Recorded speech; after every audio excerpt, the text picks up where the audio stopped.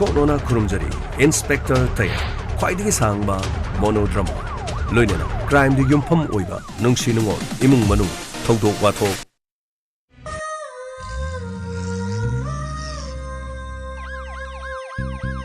Lakle lakle Inspector Tayai Tayai Tayai ꯑꯍꯥꯟꯕꯃꯛꯇꯗ inspector Tayai ꯇꯥꯕꯤꯔꯤꯕꯁꯤꯡꯕꯨ James ꯁꯩꯒꯨꯔꯖꯝꯅ ꯇꯔꯥꯝꯅꯣꯛꯆꯕ ꯂꯣꯏꯅꯅ ꯏꯀꯣꯛꯂꯣꯅ ꯈꯨꯔꯨꯝꯖꯔꯤ ꯏꯟꯁꯄꯦꯛꯇꯔ ꯇꯌꯥꯏ ꯈ꯭ꯋꯥꯏꯗꯒꯤ ꯁꯥꯡꯕ ꯃꯣꯅꯣꯗ꯭ꯔꯃꯥ ꯂꯣꯏꯅꯅ ꯀ꯭ꯔꯥꯏꯝꯗ ꯌꯨꯝꯐꯝ ꯑꯣꯏꯕ ꯅꯨꯡꯁꯤ ꯅꯨꯡꯉꯣꯜ ꯏꯃꯨꯡ ꯃꯅꯨꯡ ꯊꯧꯗꯣꯛ ꯋꯥꯊꯣꯛ ꯊꯧꯒꯜꯂꯣꯟ ꯂꯥꯏꯁꯨ ꯄꯨꯝꯅꯃꯛ ꯌꯥꯎꯔꯕ ꯄꯔꯤꯡ ꯑꯃꯅꯤ ꯉꯁꯤꯒꯤ ꯇꯥꯡꯀꯛꯇ 1912 ꯁꯨꯕ ꯇꯥꯡꯀꯛ ꯂꯣꯏꯅꯅ ꯆꯠꯊꯖꯔꯛꯂꯤꯕ ꯇꯥꯡꯀꯛ ꯑꯁꯤꯒꯤꯅ ꯑꯅꯧꯕꯗ ꯂꯧꯅꯝꯕ 18 ꯁꯨꯕ ꯁꯔꯨꯛ ꯆꯠꯊꯖꯔꯛꯂꯤꯕ ꯇꯥꯡꯀꯛ ꯑꯁꯤ ꯉꯝꯕꯒꯤ ꯃꯊꯪ ꯆꯠꯊꯖꯔꯛꯄ ꯇꯥꯡꯀꯛ ꯑꯗꯨꯅꯤ ꯑꯥꯔ.ꯀꯦ ꯊꯦꯀꯣꯒꯤ ꯃꯍꯥꯛꯀꯤ ꯂꯧꯅꯝꯕ ꯇꯧꯔꯤꯕ ꯊꯕꯛꯁꯤꯡ ꯑꯁꯤꯒꯤ ꯃꯇꯥꯡꯗ ꯇꯞꯅ ꯄꯨꯂꯤꯁꯀꯤ ꯇꯤꯝꯅ ꯈꯪꯉꯛꯈꯤ ꯑꯗꯨꯕꯨ ꯆꯞ ꯆꯥꯕ ꯏꯕꯤꯗꯦꯟꯁ ꯂꯩꯇꯕꯅ ꯃꯍꯥꯛꯄꯨ ꯐꯥꯕꯗꯤ ꯉꯝꯈꯤꯗꯦ ꯑꯃꯔꯣꯝꯗ ꯃꯍꯥꯛꯀ ꯊꯕꯛ ꯇꯧꯃꯤꯟꯅꯔꯤꯕ ꯃꯅꯤ ꯑꯃꯗꯤ ꯁꯥꯃꯨꯅ ꯑꯔꯣꯟꯕ ꯈꯔ ꯍꯥꯏꯗꯣꯔꯛꯈꯤ ꯃꯁꯤꯒꯤ ꯃꯈꯥ ꯇꯥꯔꯛꯄꯗ ꯅꯕ ꯃꯆꯥ ꯈꯣꯡꯒꯨꯜ ꯂꯤꯔꯛꯈꯤ ꯄꯨꯂꯤꯁꯅ ꯅꯕ ꯃꯆꯥ ꯋꯥꯍꯣꯡ ꯄꯥꯎꯗꯨꯅ ꯆꯥꯎꯈꯠꯈꯤ ꯃꯃꯩ ꯊꯪꯗ ꯑꯥꯔ.ꯀꯦ ꯊꯦꯀꯣ ꯃꯍꯥꯛꯀꯤ ꯁꯦꯟꯐꯝ ꯊꯤꯔꯛꯈꯤꯔꯝꯃꯤ ꯊꯧꯖꯜꯂꯣ ꯂꯧꯅꯦ ꯁꯣꯝꯗ ꯂꯧꯅꯦ ꯀꯣꯏ ꯈꯥꯃꯣ ꯀꯅꯥꯅꯣ ꯂꯥꯏꯁꯦ ꯑꯦ ꯄꯨꯂꯤꯁ ꯀꯔꯤ ꯍꯥꯏꯒꯦ ꯁꯔ ꯃꯥꯗꯤ ꯂꯩꯇꯦ ꯑꯣ ꯃꯍꯥꯛ ꯂꯩꯇꯕꯅꯤ ꯑꯩꯈꯣꯏ ꯈꯪꯉꯤ ꯁꯨꯝꯗꯧꯕꯅꯤ ꯍꯧꯖꯤꯛꯁꯤ ꯈꯨꯗꯣꯡꯊꯤꯕ ꯊꯧꯗꯣꯛ ꯈꯔ ꯂꯩꯕ ꯑꯥꯔ.ꯀꯦ ꯊꯦꯀꯣ ꯍꯥꯏꯕꯗꯨ ꯃꯁꯛ ꯈꯪꯕꯤꯕ꯭ꯔꯥ ꯑꯥꯔ.ꯀꯦ ꯊꯦꯀꯣ ꯑꯩꯗꯤ ꯃꯁꯛ ꯈꯪꯗꯦ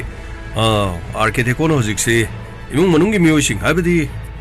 ꯃꯥꯒ ꯌꯦꯡꯅꯔꯤꯕ ꯏꯃꯨꯡ ꯃꯅꯨꯡꯒꯤ ꯃꯤꯑꯣꯏꯁꯤꯡꯗꯨ ꯂꯣꯏꯅꯃꯛ ꯑꯦꯇꯦꯛ ꯆꯠꯊꯒꯅꯤ ꯍꯥꯏꯕꯒꯤ ꯄꯥꯎ ꯑꯃ ꯂꯩꯕ ꯑꯗꯨꯅ ꯍꯧꯖꯤꯛꯇꯤ ꯑꯩꯈꯣꯏ ꯁꯥꯔ ꯖꯦꯂꯔ ꯗꯤꯂꯤꯞꯀꯨꯃꯥꯔꯅꯗꯤ ꯒꯣꯄꯤ ꯈꯣꯏꯒꯤ ꯃꯈꯣꯏꯒꯤ ꯁꯪꯗꯅ ꯑꯗꯨꯝ ꯂꯩꯔꯦꯅ ꯃꯐꯝꯗꯨꯗ ꯑꯗꯩꯗ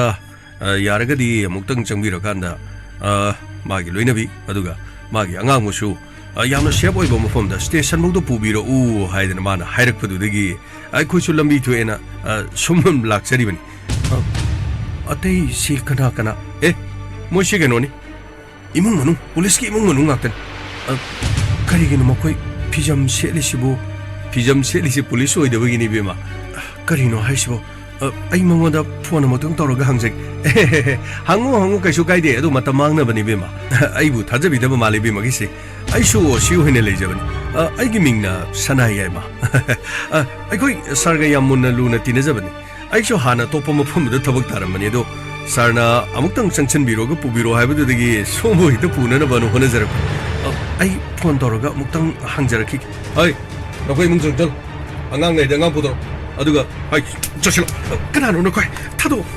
ꯑꯩꯅ ꯉꯁꯥꯏꯅ ꯍꯥꯏꯔꯦꯗꯅ ꯅꯈꯣꯏꯕꯨ ꯀꯟꯕꯤꯒꯦ ꯍꯥꯏꯗꯅ ꯂꯥꯛꯂꯤꯕꯅꯤꯅꯦ ꯑꯗꯨꯒ ꯇꯨꯂꯩ ꯄꯔꯩ ꯇꯧꯗꯅ ꯐꯣꯟ ꯇꯧꯈꯤꯒꯦ ꯍꯥꯏꯔꯤ ꯐꯣꯟꯒꯁꯤ ꯀꯔꯤꯒꯤꯅꯣ ꯐꯣꯟꯒꯁꯤ ꯂꯩꯃꯥꯏꯗ ꯄꯥꯏꯔꯒ ꯀꯔꯤꯅꯣ ꯐꯣꯟꯁꯤ ꯄꯨꯒꯥꯏ ꯀꯥꯏ ꯅꯈꯣꯏ ꯀꯔꯤ ꯌꯦꯡꯅꯔꯤꯒꯦ ꯏꯃꯨꯡꯗ ꯆꯪꯁꯤꯜꯂꯣ ꯃꯆꯥꯅꯨꯄꯥ ꯂꯩꯕꯅꯤ ꯄꯨꯔꯒ ꯊꯣꯛꯂꯛꯑꯣꯅꯦ ꯅꯈꯣꯏꯕꯣ ꯐꯅꯤꯗ ꯈꯔ ꯊꯣꯛꯂꯛꯑꯣ ꯃꯐꯝ ꯑꯁꯤꯗ ꯃꯈꯣꯏ ꯂꯥꯛꯇ꯭ꯔꯤꯉꯩꯗ ꯆꯪꯁꯤꯜꯂꯣ ꯀꯅꯥ ꯂꯩꯕꯒꯦ ꯃꯆꯤꯟꯁꯤ ꯅꯈꯧꯗꯤ ꯆꯤꯝꯃꯤꯠꯈꯥꯏꯔ ꯃꯆꯤꯟꯁꯤ ꯊꯤꯗ꯭ꯔꯒ ꯂꯥꯛꯁꯟꯒꯦ ꯀꯅꯥ ꯂꯩꯕꯒꯦ ꯃꯁꯤ ꯌꯥꯔꯣꯏꯗ꯭ꯔꯗꯤ ꯃꯁꯤ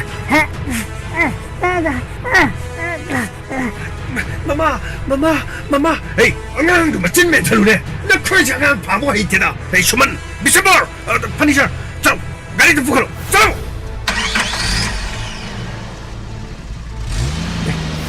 ꯀꯅꯥꯅꯣ ꯒꯥꯔꯤ ꯃꯅꯨꯡꯗ ꯀꯩꯅꯣ ꯏꯆꯦꯒ ꯑꯉꯥꯡꯒꯁꯨ ꯄꯨꯔꯒ ꯆꯠꯈ꯭ꯔꯤꯁꯤꯕꯨ ꯀꯅꯥ ꯑꯣꯏꯔꯤꯖꯥꯅꯣ ꯀꯩꯅꯣ 이때이디 여보 어디나 그냥 염수 통 향하니 그리노니 떨어지봐 아이고 이때이다 하이베나 파리브라 나트라가 이때이나 뭐코이부 거룩보다기 잘리잖아 어두가 이제기 멋진도 피미의 승금수도 앙항수 거꿈도이 시디 이때이나 거 뭐라 뭐해 에이 이때이다 폰은 못 떠독해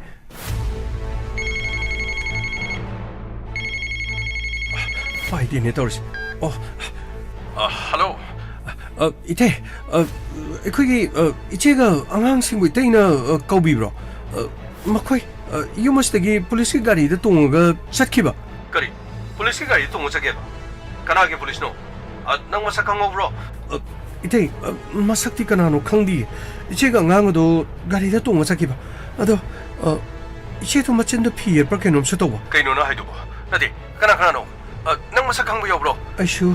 ichega sum wari matang tanagene sum lakcharamani. Adida, 폴리스 가리 매함 내려보다 이쪽 공통도 랩던 내려봐. 뭐 거기서 그렇게 짱기 해야 되니 택시 여러 거들 칼로봐. 아다 가리 많은데 제가 안가 뭐이나 부커게 버다. 뭐디 가리 다 그래. 이때 아이 뭐 거기가 나노 해보다 이 강자들이 이때 파레도 돼. 아이네 본전부터 통기. 아이 마당 법 보너가 아이 뭐 거기 공부를 이러면 되긴. 이때 이제들이 폰도 비론 수망시다 이쪽이 폰도 주토가이라면 말해 뭐가 가이라가 시달리리 그리 해봐 마기 폰 주토가이라면 해봐 후이데 파리드리 나음도 톰 아이 공고는 들리기 그나 우리 자노네 미치죠 종이네 아이는 칼레 그리 누아이다바 바옥다가 도리면 하이드나 앙수 파르가 보그라바 제주 파르가 보그라바 락리베드디 폴리스네 아두부 미참기 비주얼 셰프 야리드나 감독봐 아두디 뭐 이때다 하여우들이 내나 떠올시 아두부 폴리스 옵사람아디 야오 아테이드나 피잠 첼리드나 폴리스 워리자라 나트라가나 카나 워리자나 폰치주시다 뿡까이 카이가 레이네 떠올시 뿡까이 카이레는 시리 까마이 떠온 아두부 이때다 빠우피 그래 이때나 카리 떠올까 도리봐 염치시 수험부터 수어도는 가이사 그러잖아 수험도 론잔들에도 야로 통지 항항 눈을 내리 떠오르지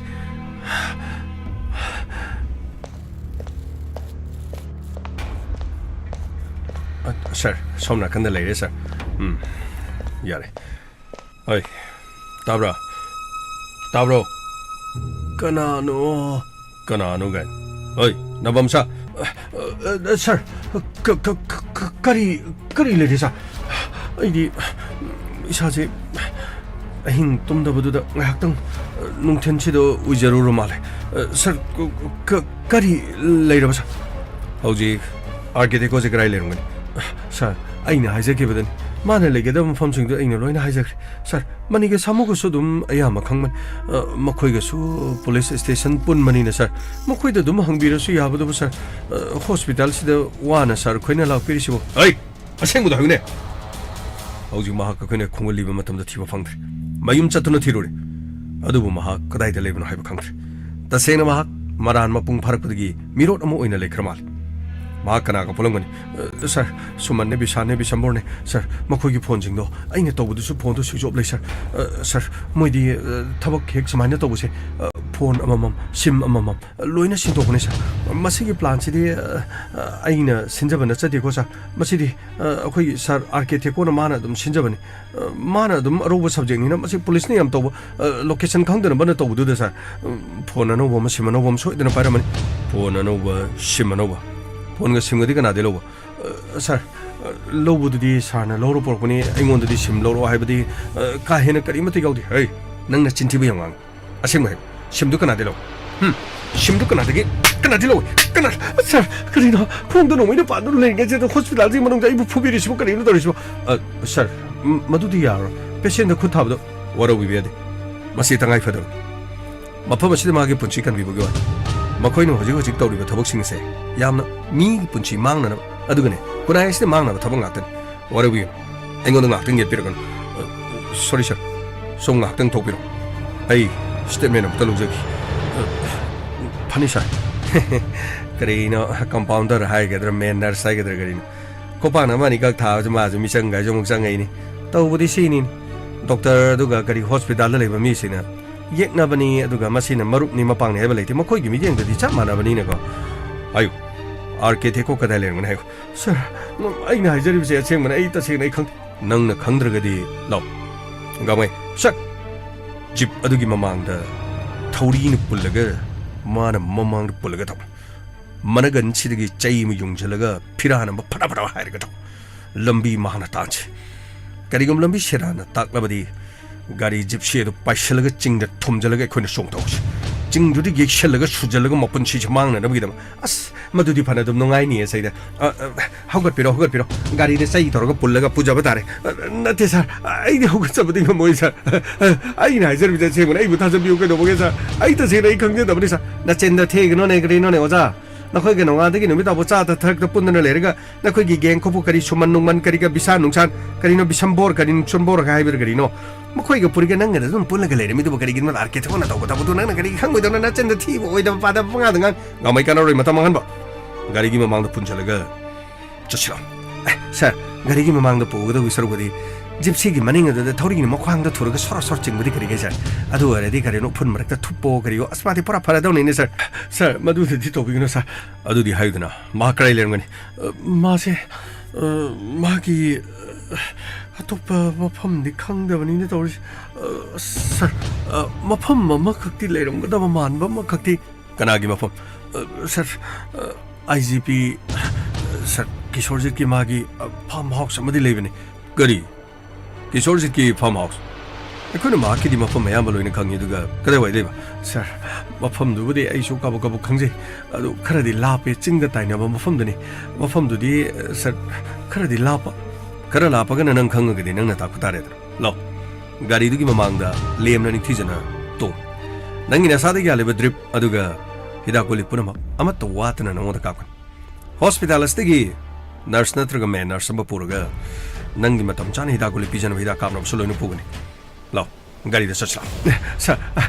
ꯑꯩꯅ ꯍꯥꯏꯖꯔꯤꯕꯗꯣ ꯑꯗꯨꯝ ꯆꯨꯝꯃꯕꯅꯤ ꯁꯔ ꯑꯗꯨ ꯃꯐꯝꯗꯣ ꯑꯗꯨꯝ ꯆꯠꯄꯤꯌꯨ ꯀꯩꯗꯧꯕ ꯁꯤꯗ ꯃꯇꯝ ꯃꯥꯡꯅꯔꯕꯅꯤ ꯑꯩꯉꯣꯟꯗ ꯀꯔꯤꯅꯣ ꯁꯔ ꯒꯥꯔꯤ ꯃꯅꯨꯡꯗ ꯑꯩꯕꯨ ꯇꯣꯡꯍꯜꯂꯒ ꯀꯩꯅꯣ ꯗ꯭ꯔꯤꯞ ꯌꯥꯜꯂꯒ ꯆꯠꯄꯗ ꯃꯗꯨ ꯐꯖꯒꯗꯧꯔꯤꯕꯅꯤ ꯁꯔ ꯑꯩ ꯄꯨꯟꯁꯤ ꯃꯥꯡꯗꯅ ꯇꯣꯛꯀꯅꯤ ꯁꯔ ꯍꯣꯔꯦꯟ ꯅꯣꯡꯃꯩ ꯀꯥꯞꯅꯔꯁꯨ ꯈꯣꯠꯂꯁꯨ ꯃꯔꯨ ꯄꯥꯜꯂꯁꯨ ꯑꯩ ꯁꯛ ꯁꯤꯗꯣꯛꯈ꯭ꯔꯗꯤ ꯀꯃꯥꯏꯅ ꯇꯧꯅꯤ ꯁꯔ ꯀꯃꯥꯏꯅ ꯑꯩꯒꯤ ꯄꯨꯟꯁꯤ ꯄꯥꯝꯗꯣ ꯀꯟꯕꯤꯌꯨ ꯀꯩꯗꯧꯕꯒꯤ ꯁꯔ ꯑꯩꯅ ꯍꯥꯏꯖꯔꯤꯕꯁꯦ ꯑꯁꯦꯡꯕ ꯉꯥꯛꯇꯅꯤ ꯑꯩꯅ ꯇꯥꯛꯆꯔꯤꯕꯁꯦ ꯍꯧꯖꯤꯛꯀꯤ ꯀꯤꯁꯣꯔꯖꯤꯠꯀꯤ IGPꯒꯤ ꯂꯩꯕꯗꯣ ꯃꯥꯒꯤ ꯐꯥꯝꯗꯨ ꯆꯠꯄꯤꯔꯒꯅꯦ ꯑꯗ ꯑꯗꯨꯝ ꯃꯥ ꯊꯦꯡꯅꯔꯗꯧꯅꯤ ꯑꯗꯨ ꯃꯐꯝꯗꯣ ꯁꯣꯏ ꯂꯩꯔꯝꯒꯅꯤꯅ ꯈꯜꯂꯦꯕ ꯑꯗꯨ ꯅꯠꯇ꯭ꯔꯒꯗꯤ ꯑꯇꯣꯞꯄ ꯀꯔꯥꯏ ꯂꯩꯔꯝꯗꯣꯏꯅꯣ ꯈꯪꯗꯦꯅ ꯇꯧꯔꯤꯁꯦ ꯑꯣ ꯁꯔ ꯑꯃ ꯂꯩꯔꯦ ꯑꯃ ꯕꯤꯁꯥꯜ ꯈꯣꯏꯒꯤ ꯃꯣꯏꯒꯤ ꯐꯥꯝ ꯑꯃꯈꯛꯁꯨ ꯂꯩ ꯄꯥꯠ ꯃꯌꯥꯗꯅꯤ ꯑꯗꯨꯗꯤ ꯃꯅꯤꯡꯁꯤꯡꯒꯤ ꯄꯥꯠ ꯃꯌꯥꯗꯨꯗꯅꯤ ꯑꯗꯨꯗ ꯂꯩꯔꯝꯕꯁꯨ ꯌꯥꯏ ꯁꯔ ꯑꯗꯨꯗꯤ ꯅꯪ ꯂꯣꯏ ꯈꯪꯉꯦꯗꯅ ꯑꯩꯈꯣꯏꯅ ꯈꯪꯕꯗꯤ ꯅꯠꯇꯦ ꯕꯤꯁꯥꯜ ꯈꯣꯏꯒꯤ ꯄꯥꯠ ꯃꯌꯥꯗ ꯂꯩꯕ ꯃꯈꯣꯏ ꯐꯥꯝ ꯍꯥꯎꯁꯇ ꯑꯩꯅ ꯈꯪꯒꯗ꯭ꯔꯣ ꯅꯪꯅ ꯂꯣꯏ ꯇꯥꯎ ꯁꯤ ꯂꯩꯕꯁꯤ ꯅꯪ ꯀꯔꯤꯅꯣ ꯑꯣꯄꯔꯦꯁꯟ ꯇꯧꯒꯗꯕ ꯅꯠꯇ꯭ꯔꯦ ꯃꯔꯨ ꯂꯧꯊꯣꯛꯈ꯭ꯔꯦ ꯅꯪꯒꯤ ꯅꯈꯣꯡꯗꯣ ꯍꯧꯖꯤꯛ ꯌꯣꯠ ꯐꯨꯝꯃꯦ ꯍꯧꯖꯤꯛ ꯅꯉꯣꯟꯗ ꯂꯩꯔꯤꯕꯁꯤ ꯗ꯭ꯔꯤꯞ ꯌꯥꯟꯕ ꯗ꯭ꯔꯤꯞ ꯀꯥꯞꯄ ꯑꯗꯨ ꯃꯇꯝ ꯆꯥꯅ ꯅꯍꯥꯛꯀꯤ ꯆꯤꯛꯄ ꯅꯥꯕꯁꯤꯒꯤ ꯍꯤꯗꯥꯛ ꯒꯨꯂꯤ ꯄꯤꯖꯕ ꯅꯠꯇ꯭ꯔꯣ ꯂꯥꯎ ꯑꯗꯨꯗꯤ ꯍꯤꯗꯥꯛ ꯀꯥꯞꯄꯗꯁꯨ ꯑꯩꯈꯣꯏ ꯑꯗꯨꯝ ꯍꯩ ꯑꯗꯨꯅꯦ ꯒꯨꯂꯤ ꯄꯤꯖꯕꯗꯁꯨ ꯍꯪꯉꯒ ꯒꯨꯂꯤꯗꯨ ꯄꯨꯔ ꯆꯠꯈꯤ ꯁꯔ ꯍꯤꯗꯥꯛ ꯀꯥꯞꯄꯒꯤꯗꯤ ꯑꯩ ꯌꯥꯝ ꯍꯩ ꯑꯁ ꯀꯔꯤꯅꯣ ꯑꯣꯛꯅ ꯅꯥꯔꯛꯄ ꯀꯥꯟꯗꯗꯤ ꯀꯔꯤꯅꯣ ꯑꯁ ꯆꯥꯛꯃꯅ ꯊꯤꯜꯂꯒ ꯑꯩꯅ ꯑꯗꯨꯝ ꯀꯥꯞꯄꯖꯅꯤ ꯍꯨꯏꯒ ꯅꯥꯔꯛꯄꯗꯤ ꯑꯩꯅ ꯁꯦꯔꯤꯟꯁꯨ ꯑꯆꯧꯕꯗ ꯆꯤꯡꯉꯒ ꯀꯥꯞꯄ ꯑꯁ ꯁꯒꯣꯜꯒꯤꯒ ꯀꯥꯞꯄꯗꯤ ꯌꯥꯝ ꯅꯨꯡꯉꯥꯏꯈ꯭ꯔꯖꯥꯠꯅꯤ ꯄꯝꯗ ꯁꯣꯛ ꯆꯥꯎꯕ ꯁꯨꯃꯥꯏꯅ ꯇꯧꯔꯒ ꯄꯤꯁꯀꯥꯔꯤ ꯃꯥꯟꯕꯗꯣ ꯑꯗꯨꯃꯨꯛ ꯁꯥꯡꯕꯗꯨꯃ ꯆꯣꯛꯅ ꯊꯤꯡꯖꯤꯜꯂꯒ ꯁꯒꯣꯜꯒꯤ ꯃꯊꯨꯟꯗꯨꯗ ꯆꯛꯅ ꯃꯄꯥꯗꯨꯗ ꯊꯤꯜꯂꯒ ꯆꯤꯛꯅ ꯀꯥꯞꯄꯗꯗꯤ ꯑꯁ ꯁꯒꯣꯜꯗꯨꯅ ꯑꯃꯨꯛꯇꯪ ꯈꯪꯉꯒ ꯃꯥꯅ ꯈꯣꯡꯀꯥꯎꯗꯨꯅ ꯃꯅꯤꯡꯗꯨꯅ ꯍꯜꯂ ꯀꯥꯎꯔꯛꯄꯗꯗꯤ ꯑꯁ ꯁꯔ ꯍꯃꯟꯒ ꯑꯣꯜꯂꯒ ꯊꯔ ꯑꯣꯜꯂ ꯁꯔ ꯑꯗꯣ ꯃꯤꯗꯤ ꯀꯥꯎꯔꯛꯀꯗꯕ ꯂꯩꯇꯕꯅꯤ ꯁꯔ ꯃꯤꯒꯤꯁꯨ ꯑꯩ ꯑꯗꯨꯝ ꯀꯥꯞꯄ ꯍꯩꯒꯅꯤ ꯁꯔ ꯒꯃꯩ ꯄꯨꯒꯠꯂꯨ ꯒꯥꯔꯤꯗ ꯆꯠꯅꯕ ꯇꯧꯁꯤ ꯁꯔ ꯑꯩ ꯁꯣꯔ ꯁꯤ ꯄꯥꯏꯕ ꯌꯥꯔꯣꯏ ꯁꯔ ꯀꯔꯤꯁꯨ ꯈꯜꯂꯨꯅꯨꯅꯦ ꯅꯪꯒꯤ ꯑꯗꯨꯗꯤ ꯁꯦ ꯑꯩꯈꯣꯏꯅ ꯑꯗꯨꯝ ꯊꯥꯡꯀꯠꯄꯤꯔꯒ ꯄꯥꯏꯒꯦ ꯂꯥꯎꯅꯦ ꯔꯥꯍꯨꯜ ꯂꯥꯎꯅꯦ ꯀꯔꯤꯅꯣ ꯑꯁ ꯁꯟꯇꯣꯁ ꯂꯥꯎꯅꯦ ꯅꯣꯏ ꯑꯗꯨꯝ ꯌꯦꯡ ꯂꯩꯔꯦ ꯕꯤꯃꯣ ꯂꯥꯎꯅꯦ ꯁꯤ ꯑꯝꯇ ꯄꯥꯏꯔ ꯂꯥꯎꯅꯦ ꯀꯩꯁꯨ ꯇꯧꯔꯣꯏ ꯑꯣꯛ ꯈꯣꯡꯗꯅ ꯂꯥꯎꯗꯅ ꯇꯧꯕ ꯌꯥꯔꯣꯏ ꯑꯩꯈꯣꯏꯅ ꯍꯥꯏꯔꯤꯕꯁꯤꯅꯤ ꯍꯣꯁꯄꯤꯇꯥꯜꯁꯤꯗ ꯑꯩꯈꯣꯏ ꯗꯥꯏꯇ ꯂꯧꯒꯅꯤ ꯂꯥꯎ push lao si stretcher ju le thang che sir karim to bi sir karim do abir ekhoi lambi khadam mon da tang da ekhoi yam thuna numdang waram mung da ma pur ga lak sir to bi bi sir waro bi ati ekhoi na to jari bi se ain kai ba kai da madu to nganam da thami ko hauji ekhoi gi thaba sida mahak pu da ya da मफम मनी खंग महंग ताहंदब यादव मधु हेलो बग खोई गाड़ी मद माक हॉस्पिटल सोई थिलगन वरो बियाथि सर करी नु तो रिजिबो सना बजी करी नु स्ट्रेचर हाब पूरा सकरेन तो रिजिबो करिनो आई सी मा तारि तो रिजिबो हितंग तम ने बिहो के दो बगी सी तो रिजिबो आई करिनो तौसना गनो तो अस खंग बनी दा नदिन द गले दु गामना करिनो खंग दे यारे सी योरे से सर सी योरे से दि कमाइन तो सर चलो गाड़ी दुगी ममांग दा ꯑꯩꯒꯤ ꯐꯝꯕꯗꯨꯗ ꯃꯥ ꯐꯝꯃꯅ ꯑꯗꯨꯒ ꯃꯍꯥꯛ ꯂꯝꯕꯤ ꯊꯥꯍꯟꯒꯗꯕꯅꯤ ꯅꯥꯀꯟꯗ ꯑꯩ ꯐꯝꯒꯦ ꯁꯔꯅ ꯅꯥꯀꯟꯗ ꯐꯝꯒꯗꯧꯔꯤꯗꯨꯕꯨ ꯍꯣꯔꯦꯟ ꯂꯝꯕꯤꯗꯒꯤ ꯆꯣꯡꯊꯒꯦ ꯈꯜꯂꯕꯁꯨ ꯆꯣꯡꯊꯕ ꯌꯥꯗꯅꯅꯕꯅꯤ ꯐꯅꯤ ꯁꯔ ꯑꯗꯨꯗꯤ ꯁꯔ ꯑꯩ ꯒꯥꯔꯤ ꯊꯧꯅꯕ ꯇꯧꯖꯔꯒꯦ ꯇꯝꯐꯥ ꯑꯗꯨꯗꯤ ꯍꯣꯁꯄꯤꯇꯥꯜꯗ ꯑꯃꯨꯛ ꯇꯧꯔꯤ ꯊꯕꯛꯁꯤꯕꯨ ꯇꯝꯐꯥ ꯇꯉꯥꯏ ꯐꯗꯕꯅꯤ ꯇꯧꯕ ꯇꯥꯕꯅꯤ ꯑꯥꯏꯟ ꯀꯥꯏꯕ ꯊꯕꯛ ꯇꯧꯕꯗꯤ ꯑꯩꯈꯣꯏꯅ ꯅꯠꯇꯦ ꯃꯈꯣꯏꯅ ꯇꯧꯔꯛꯄꯅꯤ ꯃꯈꯣꯏꯅ ꯍꯧꯔꯕꯅꯤꯅ ꯑꯩꯈꯣꯏꯁꯨ ꯑꯥꯏꯟ ꯀꯥꯏꯗꯕ ꯌꯥꯗ꯭ꯔꯦ ꯑꯗꯨꯕꯨ ꯃꯤꯒꯤ ꯄꯨꯟꯁꯤ ꯃꯥꯡꯒꯗꯕ ꯅꯠꯇꯦ ꯃꯥꯒꯤ ꯃꯈꯣꯡꯗ ꯄꯥꯟꯕ ꯅꯣꯡꯃꯩ ꯂꯧꯊꯣꯛꯈ꯭ꯔꯦ ꯁꯔꯨ ꯇꯦꯛꯂꯤꯕꯁꯤ ꯌꯣꯠꯐꯝꯅꯦ ꯍꯧꯖꯤꯛ ꯀꯔꯤ ꯃꯉꯣꯟꯗ ꯀꯔꯤ ꯑꯋꯥꯕ ꯂꯩꯔꯤꯒꯦ ꯍꯤꯗꯥꯛ ꯒꯨꯂꯤ ꯆꯥꯕ ꯗ꯭ꯔꯤꯞ ꯌꯥꯟꯕꯁꯤ ꯅꯠꯇ꯭ꯔꯣ ꯗ꯭ꯔꯤꯞꯁꯤ ꯒꯥꯔꯤꯗ ꯌꯥꯜꯂꯦ ꯁꯤꯗ ꯄꯨꯔꯒ ꯃꯍꯥꯛꯅ ꯃꯐꯝ ꯑꯅꯤꯗꯨ ꯇꯥꯍꯜꯂꯝꯕ ꯋꯥꯅꯤ ꯃꯗꯨꯒꯤ ꯃꯇꯨꯡꯗ ꯑꯩꯈꯣꯏꯒꯤ ꯑꯈꯟꯅꯕ ꯒꯥꯔꯤ ꯑꯃ ꯇꯧꯔꯒ ꯇꯨꯡꯗ ꯑꯦꯝꯕꯨꯂꯦꯟꯁ ꯒꯥꯔꯤ ꯂꯥꯛꯍꯟꯒꯅꯤ ꯑꯦꯝꯕꯨꯂꯦꯟꯁꯇ ꯃꯍꯥꯛ ꯄꯨꯔꯒ ꯍꯣꯁꯄꯤꯇꯥꯜ ꯑꯃ ꯄꯨꯅꯅꯕꯒꯤꯗꯃꯛ ꯑꯩꯈꯣꯏꯒꯤ ꯇꯣꯉꯥꯟꯕ ꯁꯦꯀ꯭ꯌꯨꯔꯤꯇꯤꯒ ꯂꯣꯏꯅꯅ ꯃꯍꯥꯛ ꯆꯦꯛꯁꯤꯟ ꯊꯧꯔꯥꯡ ꯑꯁꯤ ꯍꯣꯁꯄꯤꯇꯥꯜꯗꯨꯗ ꯅꯥꯟꯊꯣꯛꯇꯅꯅꯕ ꯑꯃꯨꯛꯅ ꯊꯥꯈꯤꯗꯕꯅꯤ ꯐꯔꯦ ꯇꯥꯏ ꯑꯗꯨꯗꯤ ꯑꯩ DGPꯗꯁꯨ ꯍꯥꯏꯖꯔꯒꯦ ꯑꯩ DGPꯗꯁꯨ ꯍꯪꯉꯕꯅꯤ ꯐꯔꯦ ꯇꯥꯏ ꯑꯗꯨꯗꯤ ꯂꯥꯛꯑꯣ ꯆꯠꯅꯕ ꯇꯧꯁꯤ ꯀꯃꯣꯟ ꯒꯃꯩ ꯒꯥꯔꯤ ꯊꯧꯔꯣ ꯐꯅꯤ ꯁꯥꯔ ꯁꯥꯔ ꯀꯔꯤꯅꯣ ꯐꯣꯟ ꯑꯃ ꯂꯥꯛꯄ ꯃꯥꯜꯂꯤ ꯁꯥꯔ ꯀꯅꯥꯒꯤ ꯐꯣꯟ ꯑꯣ ꯍꯜꯂꯣ ꯁꯥꯔ ꯗꯤꯂꯤꯞ ꯀꯩꯗꯧꯔꯒꯦ ꯁꯥꯔ ꯁꯥꯔ ꯑꯩ ꯏꯃꯨꯡ ꯃꯅꯨꯡꯗ ꯃꯁꯛ ꯈꯪꯗꯕ ꯄꯨꯂꯤꯁꯀꯤ ꯃꯤꯑꯣꯏ ꯑꯃ ꯂꯥꯛꯂꯒ ꯑꯩꯒꯤ ꯏꯆꯥꯒ ꯑꯩꯒꯤ ꯂꯣꯏꯅꯕꯤꯒ ꯐꯥꯗꯅ ꯄꯨꯈ꯭ꯔꯦ ꯃꯍꯥꯛꯀꯤ ꯐꯣꯟ ꯊꯨꯒꯥꯏꯔꯝꯂꯦ ꯃꯍꯥꯛ ꯌꯨꯝ ꯑꯗꯨꯗꯒꯤ ꯃꯁꯛ ꯈꯪꯗꯕ ꯄꯨꯂꯤꯁ ꯑꯣꯐꯤꯁꯔ ꯑꯃꯅ ꯄꯨꯈ꯭ꯔꯦ ꯍꯥꯏꯔꯤꯕꯁꯤꯅꯗꯤ ꯁꯣꯏꯗꯅꯃꯛꯀꯤ RK ꯊꯦꯀꯣ ꯁꯣꯏꯗꯅ ꯑꯣꯏꯔꯝꯒꯅꯤ ꯁꯥꯔ ꯁꯥꯔ ꯗꯤꯂꯤꯞ ꯄꯥꯎꯗꯨꯗꯤ ꯀꯅꯥꯅ ꯊꯝꯕꯤꯔꯛꯄꯅꯣ ꯅꯠꯇꯦ ꯃꯤꯅ ꯎꯍꯧꯕ ꯅꯠꯇꯦ ꯃꯁꯛ ꯈꯪꯕ ꯃꯤ ꯅꯠꯇ꯭ꯔꯒ RK ꯊꯦꯀꯣꯅꯦ ꯍꯥꯏꯕꯁꯤ ꯆꯞ ꯆꯥꯅ ꯎꯍꯧꯔꯕ꯭ꯔꯥ ꯁꯥꯔ ꯑꯇꯩ ꯀꯅꯥꯅ ꯊꯝꯃꯛꯄ ꯅꯠꯇꯦ ꯂꯩꯈꯤꯗ꯭ꯔꯕ ꯑꯩꯒꯤ ꯏꯅꯥꯎꯅꯨꯄꯥ ꯇꯣꯝꯕꯒ ꯈꯪꯅꯖꯔꯝꯂꯤ ꯃꯍꯥꯛꯀ ꯅꯨꯡꯁꯤꯅꯖꯕꯤꯗꯨꯅꯤ ꯌꯨꯝꯗ ꯑꯩꯒꯤ ꯂꯣꯏꯅꯕꯤꯒ ꯎꯅꯕꯅꯤ ꯍꯥꯏꯗꯨꯅ ꯃꯍꯥꯛ ꯂꯥꯛꯄ ꯃꯇꯝꯗ ꯊꯧꯗꯣꯛꯁꯤꯡ ꯑꯗꯨ ꯃꯍꯥꯛꯀꯤ ꯃꯃꯤꯡ ꯎꯍꯧꯕꯗꯒꯤ ꯑꯩꯉꯣꯟꯗ ꯀꯣꯜ ꯇꯧꯗꯨꯅ ꯇꯝꯂꯛꯂꯝꯕꯅꯤ ꯐꯔꯦ ꯁꯥꯔ ꯑꯩꯈꯣꯏꯁꯨ ꯍꯧꯖꯤꯛ ꯃꯐꯝ ꯑꯁꯤꯗ ꯅꯕ ꯃꯆꯥꯕꯨ ꯑꯩꯈꯣꯏ RK ꯊꯦꯀꯣꯒꯤ ꯂꯩꯐꯝ ꯇꯥꯍꯟꯅꯅꯕ ꯃꯐꯝ ꯑꯅꯤꯗ ꯑꯩꯈꯣꯏ ꯆꯠꯀꯗꯧꯔꯦ ꯁꯥꯔꯁꯨ ꯑꯩ ꯂꯣꯀꯦꯁꯟ ꯊꯥꯖꯔꯛꯀꯦ ꯑꯩꯈꯣꯏꯒꯤ ꯇꯨꯡꯗ ꯂꯥꯛꯄꯤꯕ ꯌꯥꯒꯅꯤ ꯑꯗꯨꯕꯨ ꯁꯥꯔ ꯈꯔꯗꯤ ꯆꯦꯛꯁꯤꯟꯕꯤꯌꯨ ꯑꯩ ꯀꯅꯥꯕꯨꯁꯨ ꯀꯤꯗꯦ ꯁꯥꯔ ꯑꯩ ꯄꯨꯝꯅꯃꯛ ꯑꯩꯉꯣꯟꯗꯒꯅꯤ ꯍꯟꯖꯤꯟ ꯍꯟꯖꯤꯟ ꯑꯩꯉꯣꯟꯗ ꯑꯁꯨꯛ ꯌꯥꯝꯅ ꯁꯤꯡꯅꯔꯤꯕꯒꯤ ꯃꯔꯝ ꯑꯁꯤ ꯁꯥꯔ ꯑꯩꯅ ꯂꯦꯝꯅꯈꯛ ꯊꯥꯔꯣꯏ ꯁꯥꯔ RK ꯊꯦꯀꯣ ꯑꯣꯏꯔꯕꯁꯨ ꯁꯥꯔ ꯑꯩ ꯖꯦꯜꯗ ꯆꯪꯅꯕꯁꯨ ꯆꯪꯒꯅꯤ ꯖꯦꯂꯔ ꯗꯤꯂꯤꯞ ꯀꯨꯃꯥꯔꯅ ꯑꯩꯅ ꯉꯁꯤ ꯐꯥꯎꯕꯗ ꯀꯠꯊꯣꯛꯇꯨꯅ ꯂꯥꯛꯂꯤ ꯑꯗꯨꯕꯨ ꯑꯩꯉꯣꯟꯗ ꯁꯤꯡꯅꯕ ꯍꯧꯔꯕꯅꯤꯅ ꯁꯥꯔ ꯑꯩ ꯂꯦꯝꯅ ꯑꯃꯠꯇ ꯊꯥꯔꯣꯏ ꯑꯩ ꯂꯦꯝꯅ ꯑꯃꯠꯇ ꯊꯥꯔꯣꯏ ꯍꯥꯏꯔꯤꯕꯁꯤꯅꯤ ꯁꯥꯔ ꯑꯃꯨꯛꯇ ꯐꯊꯕꯤꯈꯣ ꯁꯥꯔ ꯄꯨꯝꯅꯃꯛ ꯊꯦꯡꯅꯃꯤꯟꯅꯁꯤ ꯑꯩꯈꯣꯏ ꯁꯥꯔꯒꯤ ꯇꯨꯡꯗ ꯑꯩꯈꯣꯏ ꯂꯦꯞꯆꯔꯦ ꯍꯧꯖꯤꯛ ꯑꯩꯈꯣꯏꯅ ꯆꯠꯆꯒꯗꯧꯔꯤꯕꯁꯤ RK ꯊꯦꯀꯣꯒꯤ ꯂꯩꯐꯝ ꯑꯅꯤ ꯁꯣꯏꯗꯅ ꯂꯩꯔꯝꯒꯅꯤ ꯈꯟꯕ ꯃꯐꯝꯅꯤ ꯁꯥꯔ ꯑꯩ ꯂꯣꯀꯦꯁꯟ ꯁꯣꯏꯗꯅ ꯊꯥꯖꯔꯛꯀꯦ ꯑꯩꯈꯣꯏ ꯍꯥꯟꯅ ꯆꯠꯆꯔꯝꯃꯒꯦ ꯐꯅꯤ ꯁꯥꯔ ꯑꯩ ꯁꯣꯏꯗꯅ ꯃꯐꯝ ꯑꯗꯨ ꯂꯥꯛꯆꯒꯦ ꯁꯥꯔ ꯀꯔꯤꯅꯣꯇꯦ ꯃꯍꯥꯛꯀꯤ ꯂꯣꯏꯅꯕꯤ ꯃꯆꯥ ꯃꯥꯅꯦ ꯖꯦꯂꯔ ꯗꯤꯂꯤꯞ ꯀꯨꯃꯥꯔꯒꯤ ꯃꯍꯥꯛꯀꯤ ꯂꯣꯏꯅꯕꯤꯒ ꯃꯍꯥꯛꯀꯤ ꯃꯆꯥꯒ ꯐꯥꯗꯨꯅ ꯄꯨꯈ꯭ꯔꯦ ꯄꯨꯂꯤꯁ ꯑꯣꯐꯤꯁꯔ ꯑꯃꯅꯤ ꯑꯗꯨꯕꯨ ꯃꯁꯛꯇꯤ ꯈꯪꯗꯦ ꯍꯥꯏꯕꯅꯤ ꯑꯇꯣꯝꯕꯒ ꯈꯪꯅꯔꯝꯕ ꯃꯍꯥꯛꯀꯤ ꯅꯨꯡꯁꯤꯅꯖꯕꯤꯗꯨ ꯃꯈꯣꯏꯗ ꯂꯥꯛꯄ ꯃꯇꯝꯗ ꯊꯧꯗꯣꯛꯁꯤ ꯎꯍꯧꯕꯅꯤ ꯍꯥꯏꯔꯤ ꯁꯨꯃꯥꯡꯗꯁꯨ ꯃꯍꯥꯛꯀꯤ ꯐꯣꯟꯁꯨ ꯊꯨꯒꯥꯏꯔꯝꯃꯦ ꯍꯥꯏꯔꯤ ꯑꯁ ꯑꯗꯨꯗꯤ ꯀꯔꯤꯒꯤꯅꯣ ꯃꯣꯏꯅ ꯒꯣꯄꯤꯒ ꯖꯦꯂꯔ ꯗꯤꯂꯤꯞ ꯀꯨꯃꯥꯔꯒ ꯇꯝꯅꯔꯤꯕ ꯇꯝꯐꯥ ꯂꯃꯟ ꯁꯤꯡꯕꯒꯤꯗꯤ ꯑꯩꯈꯣꯏꯗꯁꯨ ꯁꯣꯏꯗꯅ ꯂꯃꯟ ꯁꯤꯡꯅꯂꯝꯒꯅꯤ ꯃꯈꯣꯏꯅ ꯈꯨꯆꯥꯛ ꯊꯥꯛꯂꯤꯕꯅꯤ ꯇꯁꯦꯡꯅꯕꯗꯤ ꯑꯩꯈꯣꯏꯗ ꯂꯧꯅꯝꯂꯤꯕꯅꯤ ꯂꯧꯅꯝ ꯂꯥꯡꯗ ꯊꯨꯍꯜꯂꯒ ꯆꯀ꯭ꯔꯕꯤꯍꯨ ꯆꯪꯈ꯭ꯔꯒ ꯑꯚꯤꯃꯦꯅꯨꯅ ꯊꯣꯛꯄ ꯉꯝꯗꯒꯨꯝ ꯑꯩꯈꯣꯏꯁꯨ ꯃꯐꯝ ꯑꯗꯨꯗ ꯀꯧꯔꯒ ꯑꯩꯈꯣꯏ ꯃꯐꯝ ꯑꯗꯨꯗꯒꯤ ꯊꯣꯛꯄ ꯉꯝꯗꯅꯕ ꯁꯣꯏꯗꯅ ꯍꯣꯠꯅꯔꯛꯀꯗꯧꯔꯤꯕꯅꯤ ꯑꯗꯨꯗꯤ ꯃꯐꯝ ꯑꯗꯨꯗ ꯑꯩꯈꯣꯏ ꯆꯪꯒꯗꯧꯔꯤꯕꯁꯤ ꯇꯝꯐꯥ ꯑꯩꯈꯣꯏ ꯃꯐꯝ ꯑꯗꯨꯗ ꯊꯑꯣꯏꯅ ꯀꯧꯔꯒ ꯑꯩꯈꯣꯏꯗ ꯈꯨꯠ ꯊꯥꯅꯅꯕꯒꯤ ꯁꯦꯝ ꯁꯥꯗꯨꯅ ꯂꯩꯔꯝꯃꯁꯨ ꯀꯅꯥꯅ ꯈꯪꯕ ꯌꯦꯡꯕ ꯇꯥꯔꯦ ꯆꯠꯁꯤ SPꯗ ꯑꯃꯗꯤ ꯁꯥꯔ DGPꯗꯁꯨ ꯄꯥꯎ ꯄꯤꯈ꯭ꯔꯒꯦ ꯆꯠꯁꯤ ꯒꯃꯩ ꯒꯥꯔꯤ ꯊꯧꯔꯣ ꯐꯅꯤ ꯁꯥꯔ ꯇꯣꯃꯤꯅꯥꯎ ꯒꯥꯔꯤ ꯊꯧꯔꯣ ꯐꯅꯤ ꯃꯦꯗꯥꯝ ꯆꯠꯂꯣ ꯈꯔ ꯊꯧꯔꯣ ꯐꯅꯤ ꯁꯥꯔ ꯑꯁ ꯀꯔꯝ ꯊꯣꯛꯑꯗꯣꯏꯅꯣ ꯈꯪꯗꯦ ꯉꯁꯤꯗꯤ ꯄꯨꯔꯥ ꯀꯔꯤꯅꯣ ꯐꯔ ꯀꯥꯞꯅꯔꯗꯤ ꯅꯨꯡꯉꯥꯏꯅꯤꯗ ꯏꯄꯥꯒꯤ ꯏꯕꯨꯡꯉꯣ ꯂꯥꯛꯑꯣꯅꯦ ꯌꯦꯡꯉꯨꯅꯦ ꯅꯪꯒꯤ ꯅꯌꯨꯝ ꯃꯥꯏꯀꯩ ꯌꯧꯔꯦꯅꯦ ꯍꯧꯒꯠꯂꯨꯗꯅ ꯑꯃꯨꯛꯇꯪ ꯌꯦꯡꯂꯝꯂꯨꯗꯅ ꯅꯪꯒꯤ ꯅꯨꯡꯁꯤꯔꯕ ꯅꯆꯥꯁꯤ ꯑꯃꯨꯛꯇꯪ ꯅꯪ ꯌꯦꯡꯂꯝꯂꯔꯣꯏ ꯍꯥꯏꯔꯤꯕ꯭ꯔꯣ ꯅꯃꯤꯠ ꯄꯥꯡꯊꯣꯛꯇꯨꯅ ꯅꯆꯥ ꯅꯨꯄꯥꯁꯤ ꯑꯔꯣꯏꯕ ꯑꯣꯏꯅ ꯑꯃꯨꯛꯇꯪꯗꯤ ꯌꯦꯡꯂꯝꯃꯨꯗꯅ ꯃꯤꯒꯤ ꯊꯕꯛ ꯆꯠꯂꯤꯕꯅꯤ ꯃꯤꯒꯤ ꯑꯥꯗ ꯐꯥꯝꯗ ꯊꯕꯛ ꯄꯥꯟꯅꯔꯨꯗꯣꯔꯤꯅꯤ ꯁꯦꯀ꯭ꯌꯨꯔꯤꯇꯤ ꯑꯣꯏꯔꯨꯅꯤ ꯍꯥꯏꯗꯥꯏꯅꯦ ꯅꯪꯕꯣ ꯂꯩꯄꯥꯛꯅ ꯌꯥꯗꯕ ꯑꯩꯅ ꯌꯥꯗꯕ ꯊꯕꯛ ꯇꯧꯕꯅꯤꯅ ꯏꯆꯥꯅ ꯉꯁꯤ ꯃꯐꯝ ꯑꯁꯤꯗ ꯁꯤꯕ ꯃꯇꯝꯗ ꯀꯩꯔꯣꯜ ꯂꯩꯀꯥꯏꯒꯤ ꯃꯤ ꯑꯃꯠꯇ ꯆꯪꯂꯛꯇꯦ ꯁꯥꯒꯩ ꯅꯥꯇꯩꯒꯤ ꯇꯤꯜꯂꯤꯕ ꯈꯔꯁꯤ ꯅꯠꯇꯅ ꯃꯐꯝ ꯑꯁꯤꯗ ꯀꯅꯥ ꯂꯥꯛꯀꯗꯧꯔꯤꯒꯦꯅꯦ ꯀꯅꯥ ꯂꯥꯛꯀꯗꯧꯔꯤꯒꯦ ꯏꯄꯥꯅ ꯍꯥꯏꯗ꯭ꯔꯣ ꯃꯤꯉꯣꯟꯗ ꯀꯥꯏꯔꯨꯅꯨ ꯃꯤꯉꯣꯟꯗ ꯑꯔꯥꯟꯕ ꯇꯧꯔꯨꯅꯨ ꯍꯥꯏꯗꯅ ꯑꯔꯥꯟꯕ ꯇꯧꯕ ꯃꯤ ꯃꯤꯉꯣꯟꯗ ꯀꯥꯏꯕ ꯃꯤꯗꯤꯅꯦ ꯃꯄꯨꯟꯁꯤꯗ ꯅꯨꯡꯉꯥꯏꯕ ꯉꯝꯂꯣꯏ ꯃꯄꯨꯟꯁꯤꯗ ꯅꯨꯡꯉꯥꯏꯕ ꯁꯨꯡꯉꯝ ꯅꯪꯅ ꯅꯪꯒꯤ ꯅꯨꯄꯤꯅ ꯌꯨꯝ ꯑꯁꯤꯗ ꯃꯅꯤꯡ ꯇꯝꯅ ꯃꯍꯥꯛꯅ ꯂꯩꯖꯔꯝꯕ ꯃꯇꯝ ꯑꯗꯨꯗ ꯃꯥꯅ ꯇꯧꯖꯔꯨꯕ ꯊꯕꯛ ꯑꯔꯥꯟꯕ ꯈꯣꯡꯊꯥꯡ ꯑꯗꯨꯅ ꯅꯪꯕꯨ ꯊꯥꯗꯣꯛꯂꯝꯃꯒ ꯆꯠꯈ꯭ꯔꯦ ꯏꯀꯥꯏꯕ ꯈꯥꯡꯕꯗꯒꯤ ꯌꯨꯝ ꯑꯁꯤꯗ ꯂꯩꯅꯤꯡꯗꯗꯨꯅ ꯅꯪꯅ ꯅꯕ ꯃꯆꯥꯅ ꯍꯧꯕ ꯊꯕꯛ ꯆꯠꯂꯨꯒꯦ ꯍꯥꯏꯗꯅ ꯅꯪꯅ ꯍꯦꯛ ꯍꯧꯕꯗꯨꯗꯤ ꯅꯪꯗꯤ ꯐꯠꯇꯕ ꯃꯤ ꯐꯥꯕ ꯄꯨꯟꯕ mi hat pada nang di yauru bo oire ni bunga oh pangi do ko bunga mama mapa na macha bu ne saung no bo yolok pa I matum na gina mi oina bo horang rak pada ha arai ba thabak na adu ne nang ina phamda afaba phattaba karino haibadi namana ina takhiba mayam madu gi ona taina bada nang na mi gi mang na ba sinmani na na punsi mangi do ngasidi ngoi kero le kai gi mi kana amata changakti adu ai khang ai gi sadi achum badi pamjaban leita bada gi arhan ba thabak tu changkhiban adu ne nang na thamlamba nangi na chanu pa asidi nangi nupi gumba aduga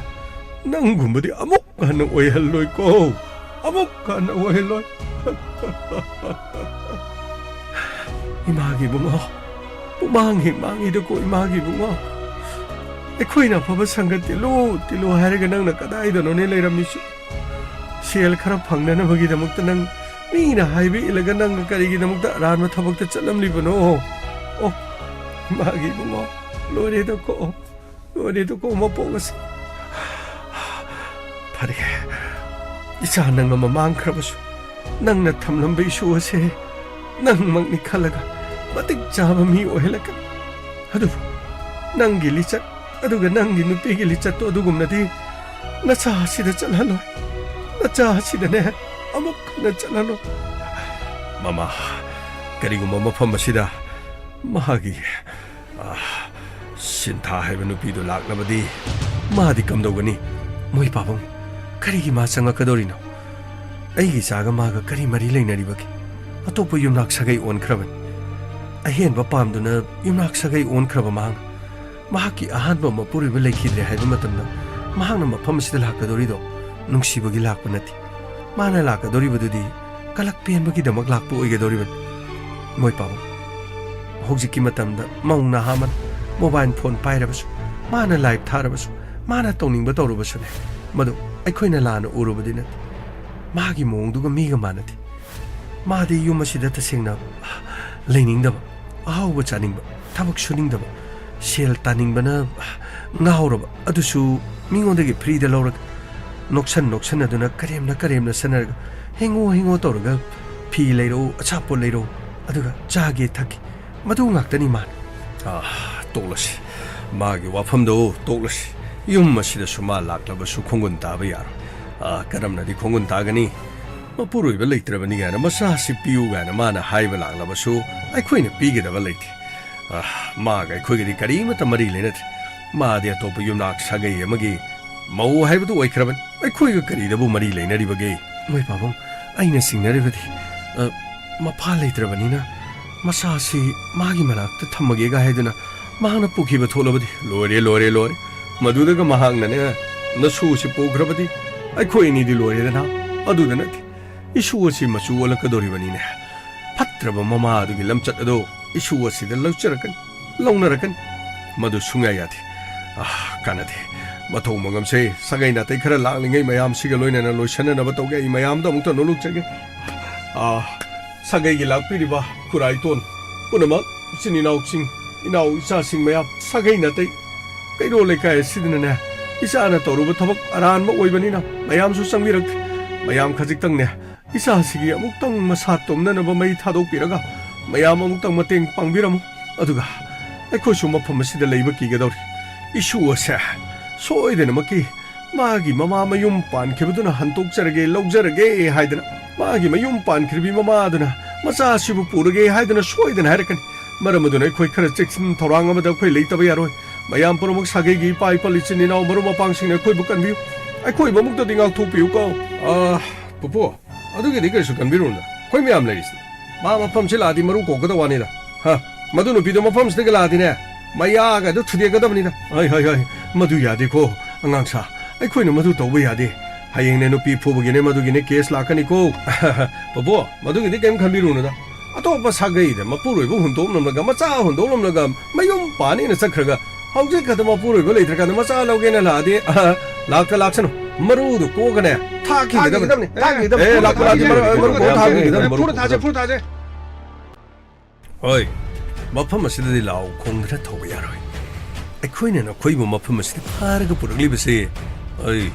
ꯅꯪꯕꯨ ꯄꯥꯝꯕꯒꯤ ꯅꯠꯇꯦꯅꯦ ꯅꯈꯣꯏꯒꯤ ꯅꯆꯥ ꯑꯁꯤꯁꯨ ꯑꯩꯈꯣꯏꯅ ꯍꯥꯠꯅꯤꯡꯕꯒꯤꯗꯃꯛꯇ ꯃꯐꯝ ꯑꯁꯤꯗ ꯄꯨꯔꯛꯄ ꯅꯠꯇꯦ ꯑꯩ ꯅꯪꯉꯣꯟꯗ ꯃꯁꯛ ꯃꯨꯟꯅ ꯊꯥꯒꯦ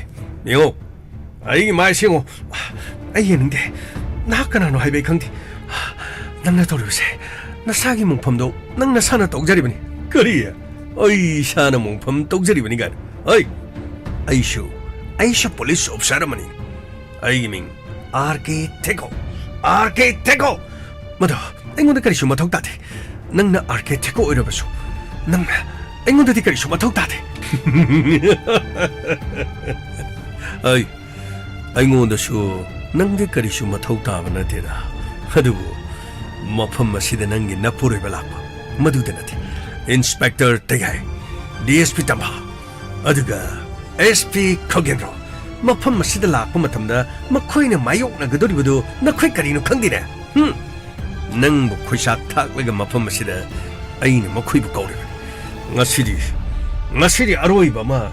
ꯁꯣꯏꯗꯅ ꯈꯪꯂꯒꯅꯤ ꯃꯐꯝ ꯑꯁꯤꯗ ꯑꯔꯣꯏꯕ ꯑꯃ ꯁꯣꯏꯗꯅ ꯈꯪꯂꯒꯅꯤ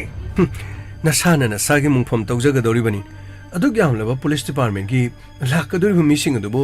ꯅꯈꯣꯏ ꯁꯤꯗ ꯂꯩꯔꯤꯕ ꯒꯥꯔꯤ ꯃꯄꯣꯠ ꯑꯅꯤꯁꯤꯒꯤ ꯃꯤꯁꯤꯅ ꯀꯔꯤ ꯉꯝꯒꯗꯧꯔꯤꯒꯦ ꯇꯨꯃꯤꯟ ꯂꯩꯌꯨ ꯅꯨꯄꯤ ꯅꯪ ꯃꯐꯝ ꯑꯁꯤꯗ ꯑꯩꯈꯣꯏꯅ ꯈꯣꯏꯆꯥꯛ ꯀꯣꯏꯒꯗꯧꯔꯤꯕꯅꯤ ꯃꯐꯝ ꯑꯁꯤꯗ ꯃꯤ ꯌꯥꯝꯕ ꯌꯥꯝꯗꯕꯒꯤ ꯊꯣꯏꯗꯣꯛꯇꯦꯅꯤ ꯑꯩꯈꯣꯏꯅ ꯄꯤꯒꯗꯧꯔꯤꯕꯗꯤ ꯆꯩꯅꯥ ꯑꯃ ꯄꯤꯅꯅꯕꯒꯤ ꯍꯣꯠꯅꯕꯗ ꯃꯤ ꯌꯥꯝꯕꯒꯤ ꯃꯊꯧ ꯇꯥꯗꯦꯅꯦ ꯊꯃꯣꯏ ꯑꯗꯨꯗ ꯇꯦꯟ ꯑꯃꯈꯛ ꯆꯛ ꯌꯨꯡꯈ꯭ꯔꯒ ꯂꯣꯏ ꯇꯦꯟ ꯑꯊ ꯁꯣꯊꯩ ꯀꯅꯥꯁꯨ ꯅꯠꯇꯦ ꯃꯐꯝ ꯑꯁꯤꯗ ꯅꯪꯒꯤ ꯅꯄꯨꯔꯤꯕ ꯖꯦꯂꯔ ꯗꯤꯂꯤꯞ ꯃꯍꯥꯛ ꯂꯥꯛꯄ ꯃꯇꯝꯗ ꯅꯪꯒꯤ ꯅꯆꯥ ꯅꯨꯄꯥꯗꯨ ꯑꯩꯈꯣꯏꯅ ꯅꯣꯡꯃꯩꯅ ꯀꯥꯞꯇꯨꯅ ꯍꯥꯠꯂꯕꯗꯤ ꯃꯊꯃꯣꯏꯗꯨ ꯀꯥꯏꯔꯣꯏꯗ꯭ꯔꯣ ꯑꯗꯨꯒꯤ ꯃꯇꯨꯡꯗꯒꯤ ꯅꯪꯁꯨ ꯅꯆꯥ ꯅꯨꯄꯥ ꯁꯤꯔꯕꯅꯤꯅ ꯑꯣꯟꯅ ꯊꯣꯏꯅ ꯀꯞꯀꯅꯤ ꯃꯗꯨꯗꯒꯤꯗꯤ ꯅꯪ ꯑꯃꯨꯛ ꯅꯔꯥꯏꯕꯛꯇꯨꯗ ꯅꯣꯡꯃꯩꯅ ꯈꯪꯂꯕ꯭ꯔꯥ ꯃꯗꯨꯒꯤ ꯃꯇꯨꯡꯗꯒꯤ ꯅꯪꯅꯤ ꯅꯄꯨꯔꯣꯏꯕꯅ ꯑꯣꯟꯅ ꯊꯣꯏꯅ ꯈꯥꯡꯕꯒꯤ ꯆꯩꯅꯥꯗꯣ ꯃꯗꯨꯒꯤ ꯂꯃꯟꯗꯤ ꯖꯦꯜ ꯑꯗꯨꯗ ꯅꯪꯒꯤ ꯅꯄꯨꯔꯣꯏꯕ ꯑꯃꯗꯤ ꯒꯣꯄꯤꯅ ꯃꯈꯣꯏꯅ ꯑꯩꯒꯤ ꯒꯨꯔꯨ ꯑꯣꯏꯔꯤꯕ IGP ꯃꯍꯥꯛꯀꯤ ꯃꯆꯥꯅꯨꯄꯥꯕꯨ ꯅꯣꯡꯃꯩꯅ ꯀꯥꯞꯈꯤꯕ ꯉꯥꯎꯆꯠꯅꯅ ꯍꯧꯖꯤꯛꯁꯨ ꯊꯝꯈꯤꯕ ꯑꯗꯨꯒ ꯃꯐꯝ ꯑꯗꯨꯗ IGPꯕꯨ ꯀꯔꯤꯒꯨꯝꯕ ꯑꯃꯠꯇ ꯍꯟꯅ ꯇꯨꯅ ꯌꯦꯡꯗꯅ ꯂꯩꯈꯤꯕ ꯖꯦꯜ ꯑꯗꯨꯒꯤ ꯃꯅꯨꯡꯗ ꯃꯤꯆꯪ ꯃꯤꯈꯥꯏ ꯅꯥꯏꯗꯨꯅ ꯑꯃꯔ ꯀꯧꯕ ꯑꯃꯕꯨꯅ ꯄꯦꯔꯣꯜꯗ ꯍꯦꯛ ꯊꯥꯗꯣꯛꯄ ꯇꯧꯅꯤꯡꯕ ꯇꯧꯍꯟꯕ ꯃꯤ ꯐꯨꯍꯟꯕ ꯆꯩꯍꯟꯕ ꯃꯈꯣꯏꯅ ꯑꯀꯟ ꯑꯔꯤꯡ ꯁꯥꯕꯗ ꯃꯇꯦꯡ ꯄꯥꯡꯗꯨꯅ ꯂꯩꯈꯤꯕ ꯍꯧꯖꯤꯛꯇꯤ ꯊꯕꯛꯇꯨ ꯊꯥꯗꯠꯂꯦꯗꯅ ꯊꯕꯛ ꯊꯥꯗꯠꯂꯕꯅꯤꯅ ꯍꯧꯖꯤꯛꯇꯤ ꯉꯥꯎꯆꯠꯅꯗꯅ ꯅꯄꯨꯔꯣꯏꯕꯗꯨ ꯌꯨꯝꯗ ꯂꯩꯇ꯭ꯔꯦ ꯒꯣꯄꯤꯁꯨ ꯃꯊ꯭ꯋꯥꯏ ꯂꯧꯒꯦ ꯍꯥꯏꯗꯨꯅ ꯇꯧꯕꯗꯒꯤ ꯃꯔꯥꯏꯕꯛ ꯐꯧꯕꯗꯒꯤ ꯏꯟꯁꯄꯦꯛꯇꯔ ꯇꯌꯥꯏ ꯑꯗꯨꯒ DSP ꯇꯝꯐꯥ ꯃꯈꯣꯏꯅ ꯀꯟꯈꯤꯕꯅꯦ ꯅꯪꯒꯤ ꯅꯄꯨꯔꯣꯏꯕꯗꯨꯅ ꯑꯩꯒꯤ ꯏꯆꯥꯏꯅꯥꯎ ꯃꯈꯣꯏ 8 ꯄꯨꯝꯅꯃꯛꯁꯤꯡ ꯑꯗꯨꯁꯨ ꯍꯥꯠꯈꯤꯕꯅꯦ ꯃꯗꯨꯒꯤ ꯂꯃꯟ ꯅꯪꯒꯤ ꯅꯄꯨꯔꯣꯏꯕꯗ ꯁꯤꯡꯒꯗꯕꯗꯨ ꯅꯪꯉꯣꯟꯗ ꯅꯪ ꯍꯥꯠꯂꯒ ꯅꯪꯒꯤ ꯅꯆꯥ ꯍꯥꯠꯂꯒ ꯅꯄꯨꯔꯣꯏꯕꯗ ꯂꯃꯟ ꯁꯤꯡꯒꯅꯤ ꯀꯔꯤ ꯇꯧꯔꯖꯥꯠꯅꯣ ꯑꯁꯤꯗꯤ ꯉꯟꯅ ꯍꯜꯂꯛꯏꯗ ꯅꯈꯣꯏ ꯃꯄꯥꯟꯗ ꯂꯣꯏꯅ ꯂꯩꯌꯣ ꯐꯅꯤ ꯁꯥꯔ ꯀꯗꯥꯏ ꯕꯦꯒꯇꯣ ꯄꯤꯔꯛꯑꯣ ꯐꯅꯤ ꯁꯥꯔ ꯀꯩꯗꯧꯔꯒꯦ ꯃꯣꯏ ꯄꯥꯕꯨꯡ ꯉꯁꯤꯗꯤ ꯀꯩꯅꯣ ꯀꯣꯛ ꯏꯁꯥ ꯁꯥꯅ ꯆꯪꯉꯛꯄ ꯃꯥꯜꯂꯤꯗ ꯁꯥꯗ꯭ꯔꯗꯤ ꯀꯩꯅꯣꯅꯦ ꯃꯤꯄꯨꯝ ꯈꯨꯗꯤꯡꯃꯛꯅ ꯊꯦꯀꯣꯒꯤ ꯃꯔꯝꯗ ꯉꯥꯛꯇꯅꯤ ꯉꯥꯡꯅꯔꯤꯕꯁꯤ ꯏꯆꯦꯗꯨꯅꯁꯨ ꯑꯩꯉꯣꯟꯗ ꯐꯣꯟ ꯇꯧꯔꯛꯏ ꯊꯦꯀꯣꯒꯤ ꯄꯨꯟꯁꯤꯕꯨ ꯀꯜꯂꯨ ꯍꯥꯏꯗꯅ ꯑꯩꯅ ꯃꯥꯒꯤ ꯍꯥꯀꯟ ꯆꯪꯕꯗꯒꯤ ꯏꯖꯠꯁꯤ ꯃꯥꯡꯒꯗꯧꯔꯦ ꯍꯌꯦꯡ ꯍꯪꯆꯤꯠꯇ ꯉꯥꯏꯔꯕ ꯏꯂꯦꯛꯁꯟ ꯃꯄꯥ ꯃꯇꯝ ꯌꯧꯔꯛꯂꯕ ꯃꯇꯝꯁꯤꯗ ꯊꯣꯛꯂꯤꯕ ꯊꯧꯗꯣꯛꯁꯤꯕꯨ ꯀꯔꯤꯅꯣ ꯑꯗꯨꯕꯨ ꯍꯧꯖꯤꯛꯄꯨ ꯀꯔꯤꯅꯣ ꯇꯧꯒꯗꯧꯔꯤꯕꯁꯨ ꯀꯔꯤ ꯇꯧꯔꯨꯅꯦꯒꯦ ꯃꯥꯅ ꯖꯦꯂꯔ ꯗꯤꯂꯤꯞ ꯀꯨꯃꯥꯔꯒꯤ ꯅꯨꯄꯤꯗꯨ ꯐꯥꯔꯒ ꯄꯨꯈ꯭ꯔꯦ ꯀꯔꯤꯅꯣ ꯍꯥꯏꯁꯤꯕꯣ ꯃꯤꯒꯤ ꯅꯨꯄꯤꯗꯨ ꯐꯥꯔꯤꯗꯤ ꯃꯥꯗꯤ ꯀꯔꯤꯒꯤ ꯂꯃꯟ ꯁꯤꯡꯅꯅꯕꯅꯤꯗꯅ ꯃꯗꯨ ꯈꯛꯇ ꯅꯠꯇꯦ ꯃꯆꯥꯁꯨ ꯌꯥꯎꯈ꯭ꯔꯤꯕꯅꯤ ꯀꯔꯤꯅꯣꯅꯦ ꯍꯥꯏꯔꯤꯁꯤꯕꯣ ꯃꯥꯅ ꯇꯧꯔꯤꯗꯨꯕꯨ ꯀꯔꯤꯅꯣ ꯃꯥꯕꯨ ꯉꯥꯎꯔꯕ꯭ꯔꯥ ꯍꯥꯏꯕ ꯉꯥꯎꯕꯗꯨ ꯇꯥꯔꯦꯗꯅ ꯄꯨꯂꯤꯁ ꯁ꯭ꯇꯦꯁꯟ ꯑꯃꯗ ꯑꯣꯐꯤꯁꯔ ꯑꯣꯏꯕꯁꯦ ꯑꯔꯥꯏꯕ ꯅꯠꯇꯦ ꯑꯩꯅ ꯐꯝ ꯀꯥꯔꯛꯄꯗꯒꯤ SI ꯑꯣꯏꯔꯝꯕꯗꯒꯤ ꯐꯝꯗꯣ ꯍꯥꯞꯄꯨ ꯍꯥꯏꯗꯅ ꯍꯥꯞꯇꯅ ꯃꯥꯕꯨ ꯑꯆꯧꯕ ꯑꯣꯐꯤꯁꯔ ꯑꯃ ꯑꯣꯏꯔꯤꯕꯅꯤ ꯑꯗꯨꯛ ꯂꯦꯝꯅ ꯂꯩꯕ ꯌꯥꯕꯗꯨ ꯀꯔꯤꯁꯨ ꯅꯠꯇꯕꯗ ꯑꯩꯈꯣꯏ ꯇꯥꯖꯧꯒꯤ ꯃꯆꯥꯅꯨꯄꯤ ꯔꯦꯕꯤꯀꯥꯒꯤ ꯍꯥꯛꯇꯛꯇ ꯑꯃꯨꯛ ꯆꯣꯞꯂꯦ ꯃꯗꯨꯒꯤ ꯃꯊꯛꯇ SI ꯑꯣꯏꯔꯤꯉꯩ ꯃꯇꯝꯗꯁꯨ ꯀꯔꯤꯅꯣ ꯃꯍꯥꯛꯅ ꯏꯟꯁꯄꯦꯛꯇꯔ ꯇꯌꯥꯏꯒ ꯃꯨꯛꯅꯈꯤꯕꯁꯨ ꯀꯔꯤꯅꯣ ꯂꯩꯅꯩ DSP ꯇꯝꯐꯥꯗꯨ ꯇ꯭ꯔꯥꯟꯁꯐꯔ ꯇꯧ ꯍꯥꯏꯔꯤꯕꯅꯤ ꯃꯗꯨ ꯈꯛꯇ ꯅꯠꯇꯦ ꯖꯦꯂꯔ ꯗꯤꯂꯤꯞ ꯀꯨꯃꯥꯔ ꯁꯤꯟꯗꯣꯛꯎ ꯍꯥꯏꯗꯅ ꯑꯩꯅ ꯃꯗꯨꯗ ꯍꯣꯝ ꯗꯤꯄꯥꯔꯠꯃꯦꯟꯠꯁꯤꯗ ꯄꯥꯏꯔꯨꯔꯒ ꯂꯩꯔꯨꯔꯕꯅꯤꯅ ꯑꯃꯨꯛ ꯃꯐꯝ ꯑꯁꯤꯗ ꯃꯤꯇꯤꯡ ꯇꯧꯔꯒ ꯖꯦꯂꯔꯗꯨ ꯁꯤꯟꯗꯣꯛꯂꯤꯕꯅꯤꯅꯦ ꯍꯧꯖꯤꯛꯇꯤ ꯑꯩꯁꯨ ꯆꯣꯞꯄ ꯌꯥꯎꯒꯗꯧꯔꯤ ꯀꯗꯥꯏꯗꯒꯤꯅꯣꯗ ꯃꯣꯏ ꯄꯥꯕꯨꯡꯅ ꯐꯥꯔꯨꯁꯨ ꯈꯣꯠꯂꯨꯁꯨꯅ ꯏꯟꯁꯤꯟꯕꯁꯨ ꯅꯠꯇꯦ ꯃꯣꯏ ꯄꯥꯕꯨꯡꯅ ꯀꯔꯤꯒꯤ ꯆꯣꯞꯀꯗꯧꯔꯤꯅꯣ ꯐꯔꯕꯅꯤ 마다 파크라가네 제일레 레이크라바디 시데이데 페파페파소 라로 할레이타 마시데 카나다바다 아이디네 마나 시다 락바제 까헤나 하라우디 아송이네 이놈이 마차니가 칸부두다 아이네가 좀 카라카라 눅시데야다 눅시베와니 마기 모모토다 이까리 슈파만나티 도밀레우네 마마 하라수 파트르수 이시에게 마차니네 하우지부 아이네 마부 카람나 칸가 도리바노니 마 칸나나바니 하이드나 이나 토파 폴리스 타절로바 야바소나티 DGP ningonda phone toroklam pauk singonda loina tam hojik oriba phibam se RK thekona migi nupi angang phadna pukre mahak kadai da lebno aibasu khangdi mahak pu kariguma thogdoguda nupi edu kannana bhona bada aduga angang adu kannana bhona bada kariguma sibana aba thoglolobasu ainu warudna ba themba horoklabani ne karino haridubo kaidobagi themdorino moi pabuna mo aroiba pungja da maba mu kanga dori bro maral du phana leirabasu 파드나 본드나 마기 마탁다 까리노 차타라디 파이드나 마나 싱너리베도디 잉오이 한덕다 수미 히따리치 그리베도 아테이까 나기 순납디네 아르케테고비 잉오네 마학기 미학다니네 뿌노막 싱너도 로션데나 탐람루 하두가 하우지티 샤바 파글럭너바니네 아이 코이기 마이 마체르마토 밍온도 우닝아이 레이트레드나 하우지 까나도나 이나 마이 웃카도리베시보 오 아두니 하이자리베도 유마시다 마창부도 이밤데바 moi babu no kari dodori ge home department da lere banena police mayam do ma bu ngak selu hairu ge dori bro ai wa de ne mana tawro badi mana phangba taban ai khoina la le dana ai khoina phangba taban hauji ki matam si de karma gi jung hek mana tawru ba aphabado aphabagi mahi phangba phattaba tawre dana phattabagi mahi du di ma masana phangje ge da bani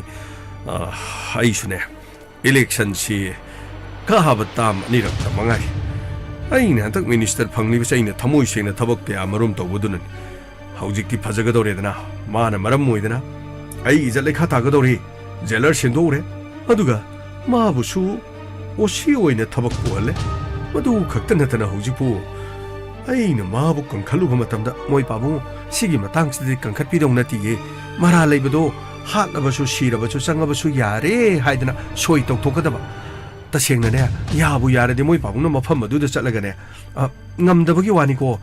mabune nomoina kapaga thonge khaladine moi pabungji heroine ne ta hairadaban kari no ne hari sibu mama ichegi macha boina nomoina kapa hatkadrane o na chegin macha du nomoina khalaga heta halo haibagi wanati ye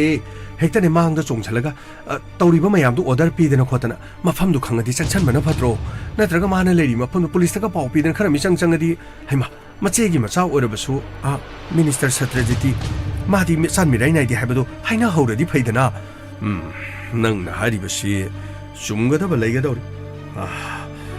mana haibada khara yarurabasu amatang hairaba pambai hairadi madu tagadori o aina haribasi khara lobiyo nupi gi walobasu ne kana baleibani hairuraga ne nupi mawa chatli adu tawiye da tawiye na ne heta haina biba aina ngangi se amukta di tasabiyo pare kari lege haibadu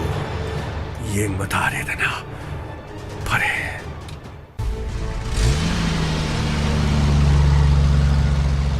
sir kambiru sir saide lene sir sida lene sir tu moi ada gari lene kam sir tu mafam sida senge ko sir mafam sida senge mafam sida mi kano lese sir mi di masing makte di chorok padi khangti sir gari ani ju khame hanagi gari ho mafam si sir mafam si di IGP gi magi mafam ne sir magi farm house Oh, IGP CD mafam yamna leiba jani sir somna kana gari no bole kani haido sir pesa paira koduna tawri ni siguma farm house sing je mayam leiba jani ni sida gari no ma gi je bo kani guma songam dong male de gari packet hanbam ya male de gari no as masano pana tawgi ba tabok mayam do phane am jo pha gi bani phane am jo gari no khangge du ga sir si jo mu walam ba jani ni gamai chakchina le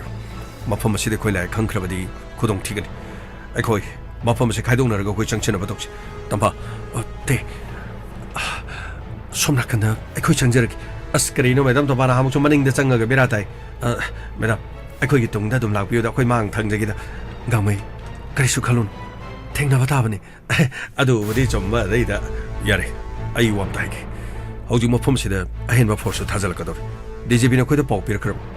mafam se da ekoi yam thuna thobase pangthong no bhanashi नत्रबदी मखोई मफम असदगी नानथोखिबा नतना मखोई कनागुमना कनखिबसु A कनानो sir मफम से कनानो कनगेदोरिजिबा sir home minister सत्रजित ए करिनो sir home minister सत्रजित मादी कमाइना खंगदोरिनो sir पुनमक्सी jailer तेल कुमार की महाक के लोइने भी अमदी मसा फाखरे बसदी पुनमक लोइने खंगने खंगलबनीना मफम से पुलिसना operation सथरगने हाबसु मखोई सोइदना खंगने अदु इबा थारबदी महाक कन्ननबा मिसे सोइदना लाकन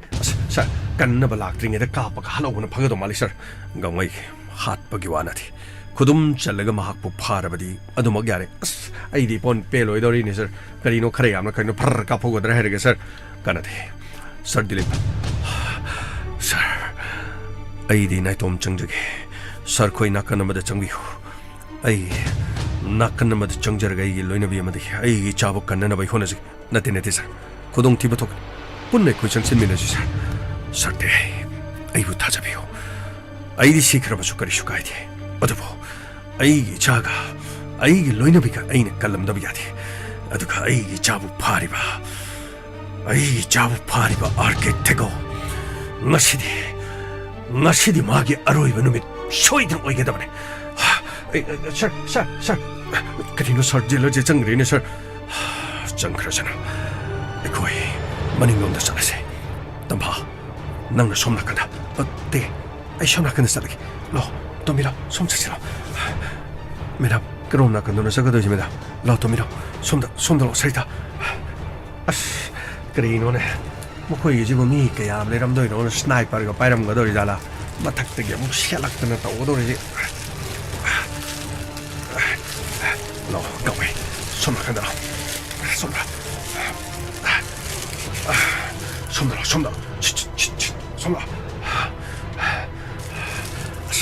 नोंमैना पालागा सिबदे आई करिसु गिदे अदुबो sniper न पालागा सिबदे याम पामुइनि हारगा थौना दम सिगिबदो अस याम पामुइ फर कामनारगा सिबदनो फाइ ललो गमै सोमना खंदा सर कापी यारबो सर गमै नते सर हेक्ट कापी याबगे ऑर्डर तो पिबियोगा सर नाइखो ए सर जेले तेले कुमार से सर आदै दे कने स्पाइडरमैन नो फलांगना पन प कागरे सर करिनो माना तौरिसे हौजिक्ति मफम मसिद नंगिना पुरोइबसु लागलगने नंगना तौरिबदो मंगोंदा चंगजो नंगी पुनसिबो सोइदन कानबिगन नत्रबदी नंगी रोइबो ओइगनि करि रोइबो ओइगनि आइबा आइदी पुलिस की फम्बु कलकप मी नथि नंगी नपुरोइबना जेलर ओइबदगी तोखिबदे ngauchet nabadongna leiba आइदी पुलिस ओइबा तोक्लबसु करिसु काइ अदुबु आई यंगनबा आइगा यानदबदुदी आइना लेमना खक ngasi फावबा थारक फना कोइले अहानबगी तंखक्तसु इंस्पेक्टर तयाइना आइबु माइथिबा पिक्या अनि सुब तंखक अदुतसु आइबु माइथिबा पिनबा होनबा मरुगा आइना माइथि होबा हौजिकनामो मफम मसिदा आइना नखोइगी नमा मचाबु फारगा थम्मा मतमना महाकना करि तौगदोरिबा महाक मफम मसिदा लाक्सनो मतम मदुदा सोइदना खंगनि सर मफम से पुलिस क्वेश्चन करे करी पुलिस क्वेश्चन करे नंगी मतो करमना सर आइनी गम तकते गेम पता सर मखोई पुलिस की गाड़ी यामना लामना खामे अदुगा लोइना चाइथो लेखरि सर अमदि सिगी का मनुङ सोमद फलांगदना पन कारक केनोम तौखरि सर हौजिकति नंगना निंगदब लाइनिंगो नंगबु लानबिगदबदु मफम मसि योरखरे करी मफम मसि योरखरे बा अदुइ बेतारबदि ओइ अनांग दोस पोतो मचन दोमेन चलो अदुगा नुपी असिसु मखो थादोगा जलेर दिलीप कुमार हेक चंगको मतमदा महाकी ममांग मक्तदा महाकी नुपीगा महाकी मचाग काफ्तुन हातकदबनि ngasidi आइगे लमन खमगदबा अरोइ बनमेदा तो ओइरबनि सर असिकी कासिदा नुपा मसंग बहरे सर आई करिगी यंगनेरि करिगी यंगनि चल नुपा दु लाफम कराइनो सर असिकी थोंगमनाको साइड लेप्रे करे hey जेलर दिले नंगी नुपीगा नंगी नचागा नंगी नमामक्ता धारकदोरबनि नरे लेरबदा इन लेप मफम से लाओ सर नमै का होग्रे सर कमाइ तगनि सर गमै ममागा मचागा तो हाना कनकिसे अदुगा कासे somdagidi kaapa haugrene sir aduga aikoina kaaptuna lerdi kamai ton sir yumthakta leri kamai toni sir moi asondagi mama ma sakandredi moina kapakpuda woga legedor sir gamai mathakta gi skap pani sir hey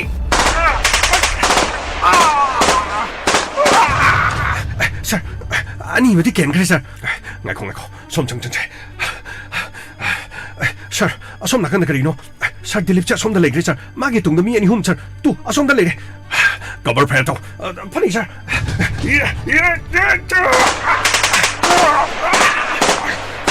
come on phe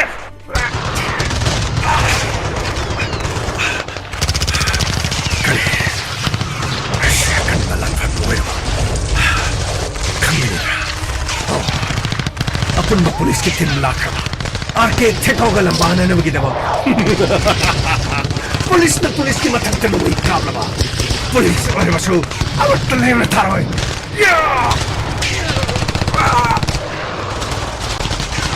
sir moi ye mari manga di ken kra male sir gamai shok ne pani sir ai check pun du gi tong le pang thong sir aso no medam ta ba su noi ka khre ne sir gamai akan mamonga mafam sida legte tumna haga mama macha du kallabani bai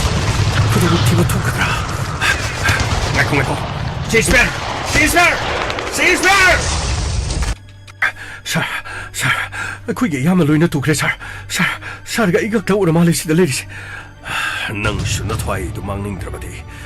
mafam si thado ga chatke ba yagane sir mafam si thado ga di chasore sir suman matham leri nang shu chatke ba yagane sir mama masa si di karish khalona mafam masida soidena maki jailer dilip changchalak kene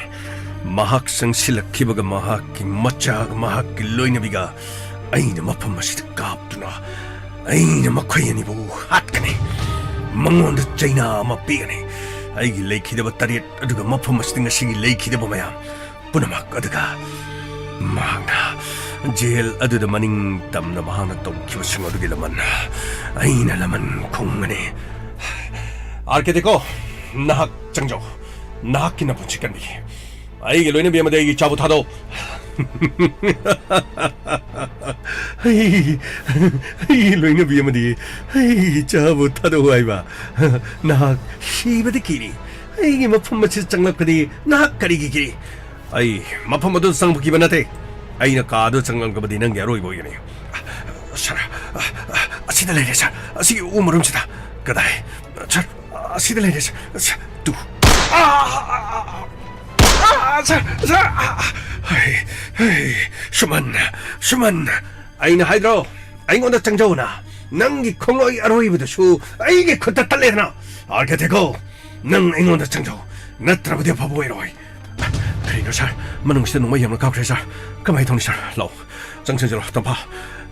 어때이 로이나 도키바 말해 숨나던기 아르케티코가 등하이바 말해 그리 마각 등하이 그래봐 어들이 잘을 들립나 살 너 박탑이 없다 살 그리노 잘을 들립나 마라 박타고 해제 살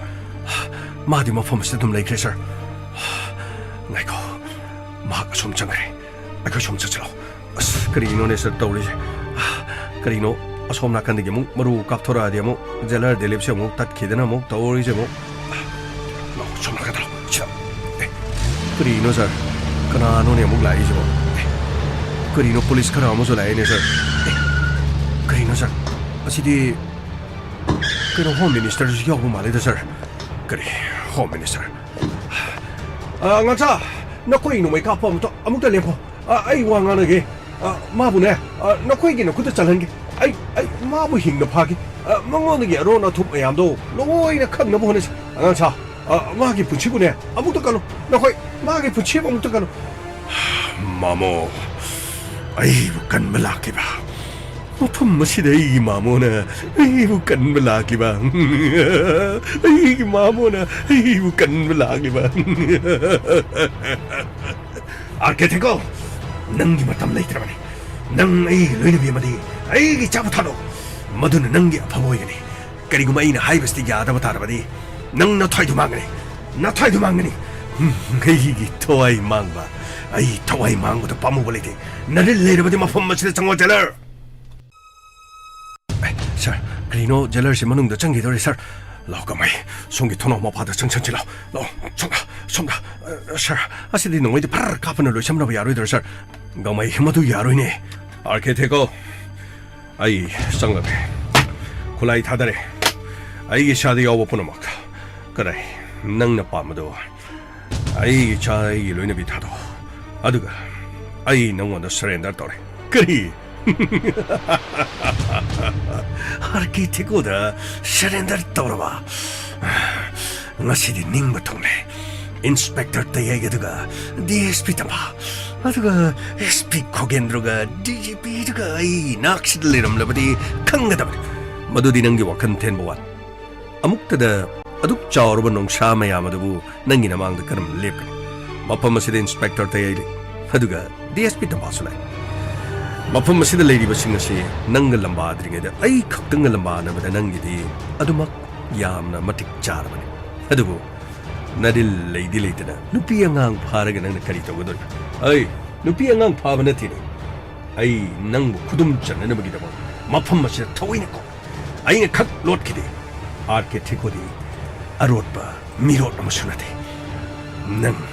하우직디 아이기 굿잘라바니나 능 로이바 다리네 닝가다 발라이도 닝자로 능기 아로이바 하이바도 오이바 다리 그이노 뭐이타모 그이노 동데디바 그이노 아이 자로 나 그이 총다 자로 아이 마가라 마오게 자로 아나도 부르게 자로 마마 자로 아이네 자로 하리바시니 자로 nang jangan muita mo gamay fire thank you sir ceasefire gamay kari nokoi na architect ko halaba sorry sir mahana koigi option mo buno mina kapagi dama ai koina mahakko mo promise kud handono kapane muitamo hogolo si muitamo hogolo madam am to gopyo mak hospital da puno mo to tokje am to ai gamai sir architect ko nak loida ba nang ni mama na haibada nang indeda nang loida sir waro bibi ade asibe je nakkan da ngakdang thamjage go waro biya de som nakkan da koi sir sem da kanna na bong hona jage sir som nam to thobiro sir som nakkan da bong to thobiro se som nakkan da se wari ge sigi maka hayeng amu tabirasi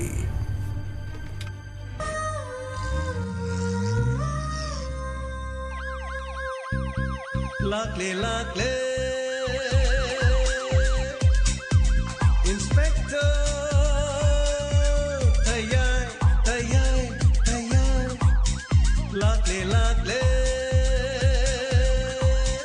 lakle inspector tayai uthanaba Kanbinaba. Thank you, sir. Welcome.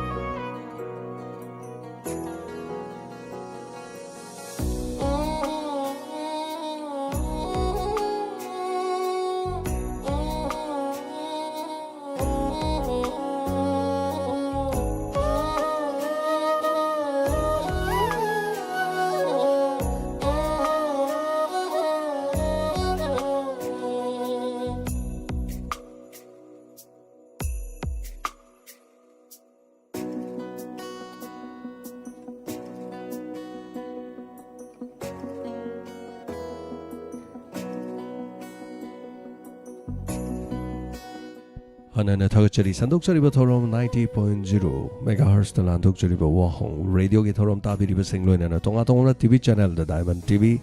이행비리버 생 하나는 다그처리 시기 토롬 모시고 loina nang asigi feedback comment pazadring eda nuksiraba diamond donors kisu inao mo ibiriba inao goroba khumangi birthday gi yai famangol mayam puna piminasi koigi family sige member maso ibiriba happy birthday goroba khuman son of el shanta and el ongbi damenti herok part 2 umang lai mang many happy returns of the day nungai raba mapong numit lakpada phaba yai phaba orasunu nada yektaba punchi nungsangba orasunu naha oriba haitare amne chagumni adana koigi diamond donors wi yaubiba aduga koi awana da mateng pangdoini haina chen chongba thabak thoram da su yaubiba haiba tare aduga punchi nungsangba nada yektaba ibiu palemba togi seba matom lomna tawba aduga masak khangba phaba thabak tawduna mayamgi mateng pangba loinena suba noma kanna punchida hingnaba honabada lanthingna mai pakpa haibada oibo isunu afaba ngakta tawbo yu mai sing nungsi khudong thiba punamate ngak thokpidana matam punamakta afaba yai phaba orasunu haiduna sembiba mapugi mafamda nijari happy birthday many happy returns of the day goroba khuman thagachari asigi thorom sida yaubiriba pomnamak pushu hana sarjenta wari fajaina tapirak pathagachari wari loidri aduni longjami nauksa RK theko loraba thagachari matum langlembi thank you so much ngasigi tangka kyano fajai ahal gi laman chalapun ngasidi panthong pham yauraba pele tapre Dilip Kumar kari oidono khangdri wari loidri haitare na laishram radha sir thagachari RK theko gi aroiba khongao Dilip Kumar bu thek kaidaba when biu angambagi tapre thagachari RK theko lotion given waijere che sanatombi thagachari aduga latalaima thagachara RK theko matam lore do sini soman nomai pale jalar Dilip theko sini wow thagachari thank you so much anana I am the very sing saki tingwai jam thagachari aduga ngangbi to nong tom thagachari nungai re wari se Dilip Kumar kam thologa yes aduni lakli bo hangdi arunya ko jam thagachari sigi wari tangkak phajai yamna tapire thank you so much anana sandhya waikom thagachari ngasigi wari amna phajai na tapire ko thank you Dilip Kumar karisu to honbi gano na tapire thank you tabagam wali haitare hero di kangadam ne do do natragadi hatpagi lambi leitaba haitare adoni taklibadi sinida ma changjaraga hingamba su yayo fatabadu tawgunu haine fatabadu sum tawnu hai yadradi sum matoira adi upai leite hatkan gidra pone hatkan gidra bani so da kapchaning ba gangmai leri bani aduna pai leite aduna mamang wakta da migi police officer manoi kaptharam ni na gangmai fire hai bani gangmai na kapchaning ba ko na thar kapkhre thagachari sabir maibam thank you so much bimola konsam sandhya waikon thagachari mani tongbram aduga thangja manjana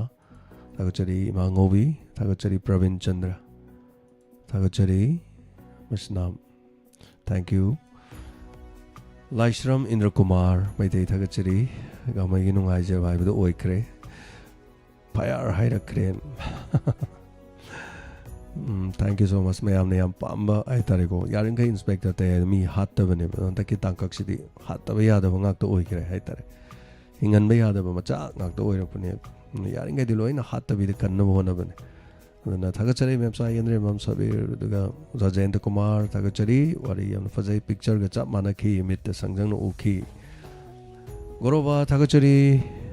live yawi be goroba su live yaro me phaba ya phabo oirasunu duga Ranbir Wangkem asidi nomai makol na tabada ngamjadre dana kongse okay thank you so much wari fawdi haninga le dana nungai ki oza jenta thagachari nisan khetri mayum thagachari sandhya waikom yam punam mutum langlembi punam birthday gi afama golpi bire bem chaning thojam thagachari asigi episode lounamba 33 suba pelen thagachari rainu tojam wari asi loi kido bayan pamujein aho bolai bani na roi bade dom laigani ꯃꯌꯥꯝ ꯌꯥꯝ ꯆꯦꯛꯁꯤꯟꯕꯤꯌꯨꯀꯣ ꯍꯧꯖꯤꯛ ꯃꯇꯝꯁꯦ ꯑꯅꯧ ꯑꯅꯧꯕ train ꯌꯥꯝ ꯊꯣꯛꯑꯕꯅꯤ ꯍꯧꯖꯤꯛꯀꯥꯟꯁꯦ ꯑꯩꯈꯣꯏꯒꯤ diamond ꯐꯦꯃꯤꯂꯤꯗ ꯃꯌꯥꯝ ꯌꯥꯎꯕꯗꯁꯨ ꯍꯥꯏꯇꯥꯔꯦꯀꯣ ꯐꯦꯃꯤꯂꯤꯒꯤ ꯃꯦꯝꯕꯔꯁꯤꯡ ꯂꯥꯏꯐ ꯆꯥꯔꯠꯇ ꯂꯩꯕꯁꯤꯡ ꯍꯥꯏꯇꯥꯔꯦ ꯑꯩꯈꯣꯏꯅ ꯑꯅꯧ ꯑꯅꯧꯕ ꯁꯨꯝ ꯆꯦꯅꯦꯜ ꯁꯨꯝ ꯆꯪꯉꯒ ꯃꯤ ꯃꯁꯛ ꯈꯪꯕ ꯈꯣꯠꯄ ꯑꯩꯈꯣꯏꯅ ꯀꯅꯥꯅꯣ ꯀꯔꯤꯅꯣ ꯌꯥꯝ ꯊꯤ ꯍꯥꯏꯇꯥꯔꯦ ꯑꯩꯈꯣꯏꯗꯤ ꯁꯣꯏꯔꯥꯒꯗꯒꯤ ꯃꯌꯥꯝꯁꯤꯗ ꯐꯣꯟ ꯅꯝꯕꯔ ꯄꯤꯌꯨ ꯑꯗꯩ ꯐꯣꯟ ꯅꯝꯕꯔ ꯄꯤꯒꯅꯨ ꯍꯥꯏꯁꯦ ꯑꯩꯈꯣꯏ ꯃꯁꯥ ꯑꯌꯥꯕ ꯌꯥꯎꯗ꯭ꯔꯗꯤ ꯐꯣꯟ ꯅꯝꯕꯔ ꯄꯤꯗꯦꯕ ꯀꯔꯤ ꯃꯔꯝꯒꯤꯅꯣ ꯐꯣꯟ ꯅꯝꯕꯔ ꯂꯧꯗꯣꯏꯁꯦ ꯀꯥꯏꯅ ꯑꯩꯈꯣꯏ ꯍꯪꯉꯦ ꯌꯥꯝ ꯁꯦꯡꯅ ꯍꯥꯏ ꯀꯥꯟꯗ ꯀꯅꯥꯝ ꯅꯝꯕꯔ ꯄꯤꯌꯨ ꯍꯥꯏ ꯅꯨꯄꯤꯅ ꯅꯨꯄꯤꯒꯤ ꯄꯤꯔꯁꯨ ꯑꯩꯈꯣꯏꯅ ꯄꯤꯒꯟꯗꯦꯕ ꯅꯨꯄꯤꯗꯁꯨ ꯅꯨꯄꯤꯒꯤ ꯅꯝꯕꯔ ꯑꯗꯨꯝ ꯄꯤꯔꯀꯥꯟꯗ ꯃꯤꯒꯤ ꯏꯃꯨꯡ ꯃꯅꯨꯡ ꯍꯥꯏꯇꯥꯔꯦꯀꯣ ꯃꯐꯝ ꯃꯇꯝ ꯅꯥꯏꯗꯅ ꯐꯣꯟ ꯇꯧꯁꯟꯕ ꯑꯗꯒꯤꯗꯤ ꯍꯥꯏꯕꯩ ꯋꯥꯅꯤ ꯗꯥꯏꯃꯟ ꯌꯥꯎꯕ ꯑꯣꯏꯔꯁꯨ ꯌꯥꯎꯗꯕ ꯑꯣꯏꯔꯁꯨ ꯂꯥꯏꯐ ꯆꯥꯔꯠꯁꯤ ꯆꯪꯉꯛꯄꯗ ꯐꯦꯃꯤꯂꯤ ꯃꯦꯝꯕꯔ ꯑꯃ ꯆꯪꯉꯛꯏ ꯃꯤꯗꯣ ꯑꯃꯅ ꯈꯪꯅꯔꯦ ꯏꯇꯥ ꯅꯪꯒꯤ ꯅꯝꯕꯔꯗꯨ ꯄꯤꯔꯛꯑꯣ ꯍꯥꯏꯔꯦ ꯅꯝꯕꯔꯗꯨ ꯂꯧꯔꯦ ꯅꯝꯕꯔꯗꯨ ꯄꯤꯈ꯭ꯔꯒ ꯅꯨꯄꯤꯗꯨꯅꯗꯤ ꯁꯣꯝꯗ ꯀꯔꯤꯝ ꯈꯟꯖꯗꯕ ꯑꯗꯣ ꯁꯣꯝꯗꯤ ꯃꯔꯨꯞ ꯃꯄꯥꯡꯗꯨꯅ ꯃꯐꯝ ꯃꯇꯝ ꯆꯥꯗꯅ ꯐꯣꯟ ꯅꯝꯕꯔꯗꯨ ꯂꯧꯔ ꯐꯣꯟ ꯍꯦꯛ ꯇꯧꯁꯟꯕ ꯑꯗꯒꯤ ꯏꯃꯨꯡ ꯃꯅꯨꯡꯗꯨꯅ ꯍꯦꯛ ꯃꯇꯩ ꯃꯅꯥꯎ ꯅꯤꯡꯉꯥꯏ ꯁꯪꯕꯥꯟꯅꯕ ꯇꯧꯕꯗ ꯀꯔꯤꯗ ꯀꯥꯏꯔꯛꯀꯦꯕꯨ ꯆꯦꯅꯦꯜ ꯂꯣꯝꯗ ꯑꯗꯩ ꯅꯪ ꯂꯥꯏꯐ ꯆꯥꯔꯠ ꯊꯣꯛꯄ ꯌꯥꯔꯣꯏ ꯑꯗꯨ ꯇꯧꯕ ꯌꯥꯔꯣꯏ ꯀꯥꯏꯅ ꯇꯧꯕꯁꯦ ꯌꯥꯝ ꯌꯥꯎꯅꯩꯌꯦꯕ ꯑꯗꯨꯅ ꯑꯩꯈꯣꯏ ꯗꯥꯏꯃꯟꯒꯤꯗꯤ ꯀꯥ ꯍꯦꯟꯅ ꯑꯗꯨꯒꯨꯝꯕꯁꯦ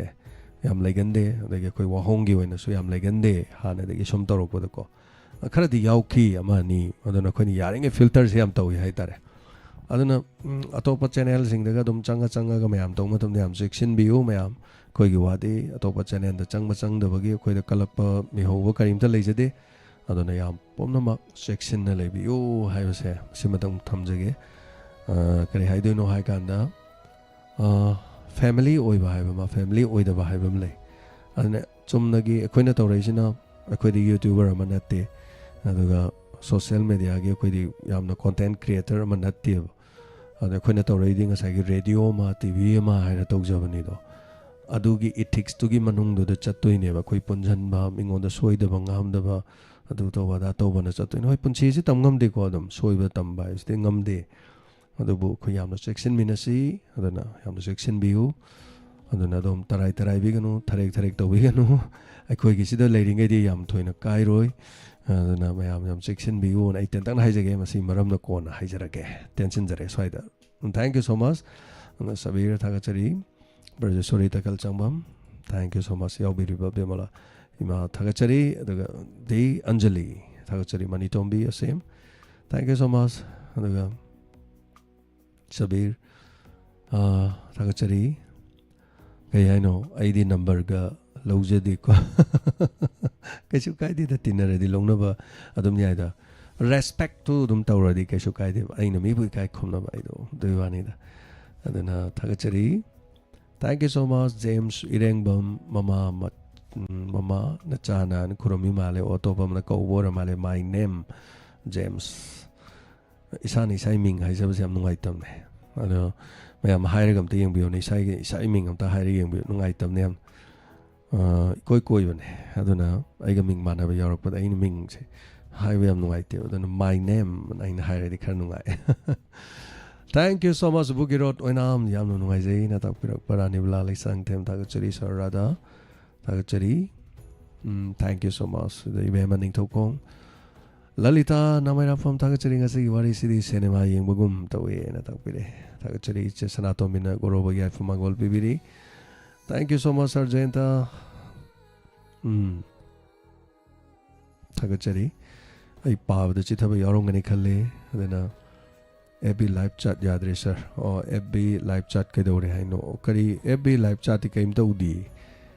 ꯃꯥ ꯅꯍꯥꯛꯀꯤ ꯆꯪꯕ ꯌꯥꯗꯦ ꯍꯥꯏꯔꯣ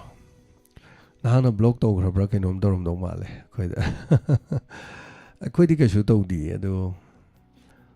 ꯅꯍꯥꯛꯅ ꯑꯩꯈꯣꯏꯗ ꯃꯦꯁꯦꯟꯖꯔꯗꯨꯒꯨꯝꯕ ꯃꯦꯁꯦꯖ ꯊꯥꯕ ꯌꯥꯕ꯭ꯔꯥ ꯌꯦꯡꯉꯣ ꯑꯗꯨ ꯌꯥꯗ꯭ꯔꯒꯗꯤ ꯅꯍꯥꯛꯅ ꯀꯩꯅꯣ ꯇꯧꯔꯝꯗꯧ ꯃꯥꯜꯂꯦ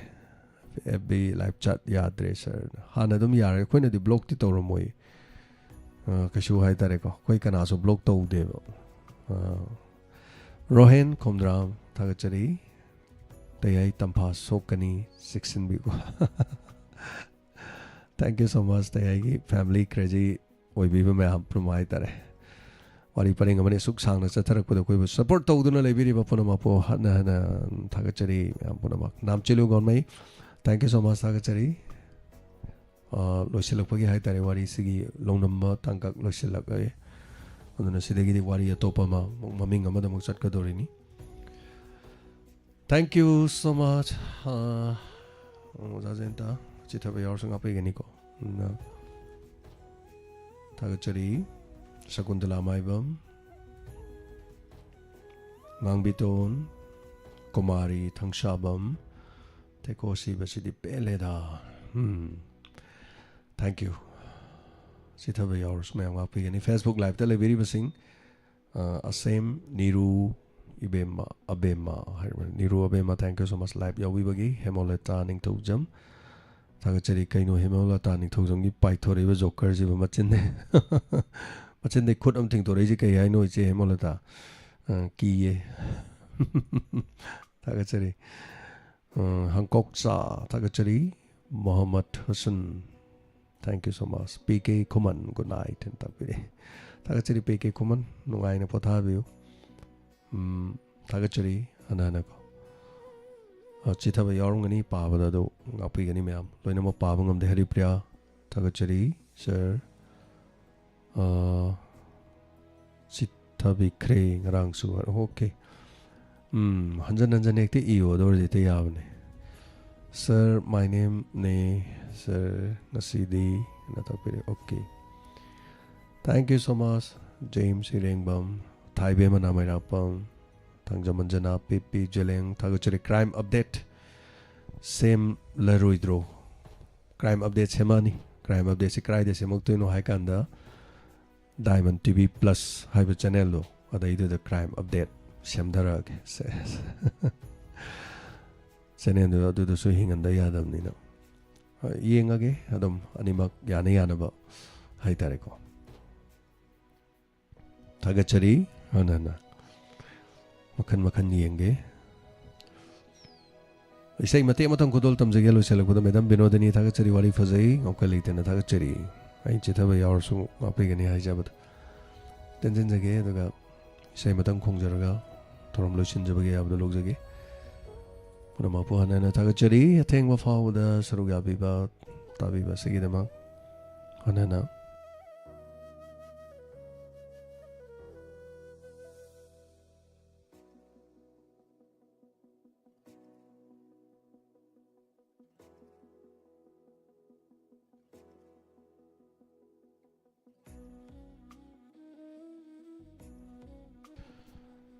ngarang so ari be sem thai ngasi jo ari be sem da thajage sei si jo 2001 da ina sakki be sei ni all india radio da sakki be sei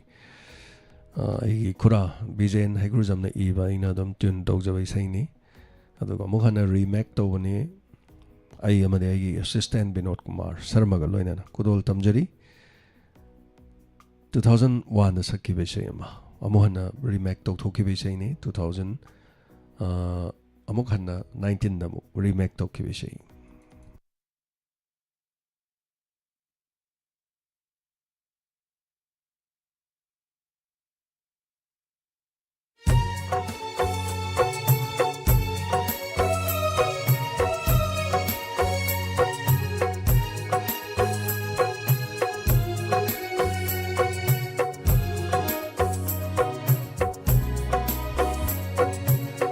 Shinglaroi khaloba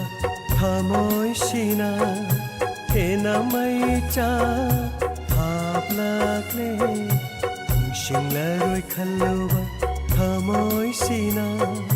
hena mai cha hap lakle matama magi nung shirabi matama magi nung shirabi Shagayona chakravi Ningshinglaroi khaloba thamoi sina hena mai cha hap lakle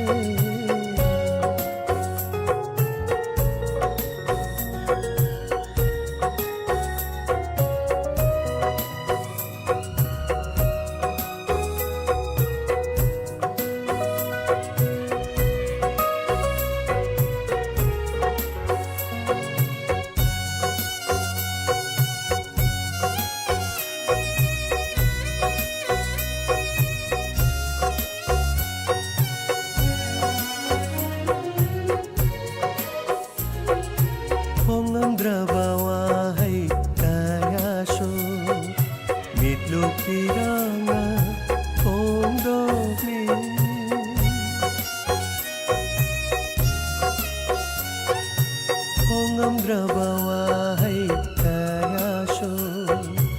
ꯃꯤꯠꯂꯨꯄꯤꯔꯥꯡꯅ ꯐꯣꯡꯗꯣꯛꯂꯤ ꯀꯥꯏꯔꯕ ꯑꯩꯒꯤ ꯊꯃꯣꯏꯁꯦ ꯃꯆꯦꯠ ꯇꯥꯅ ꯀꯥꯏꯈ꯭ꯔꯁꯅꯨ ꯀꯥꯏꯔꯕ ꯑꯩꯒꯤ ꯊꯃꯣꯏꯁꯦ ꯃꯆꯦꯠ ꯇꯥꯅ ꯀꯥꯏꯈ꯭ꯔꯁꯅꯨ ꯃꯆꯦꯠ ꯇꯥꯅ ꯀꯥꯏꯈ꯭ꯔꯁꯅꯨ ꯅꯤꯡꯁꯤꯡꯂꯔꯣꯏ ꯈꯜꯂꯨꯕ ꯊꯃꯣꯏꯁꯤꯅ ꯍꯦꯟꯅ ꯃꯩ ꯍꯥꯞꯂꯛꯂꯦ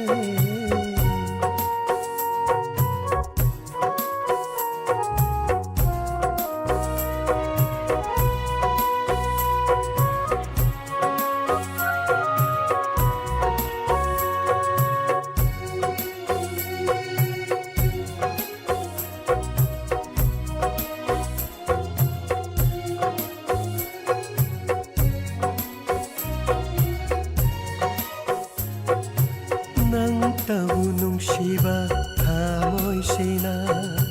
ꯇꯝꯂꯛꯀꯦ ꯋꯥꯍꯩ ꯑꯁꯤꯃꯇꯪ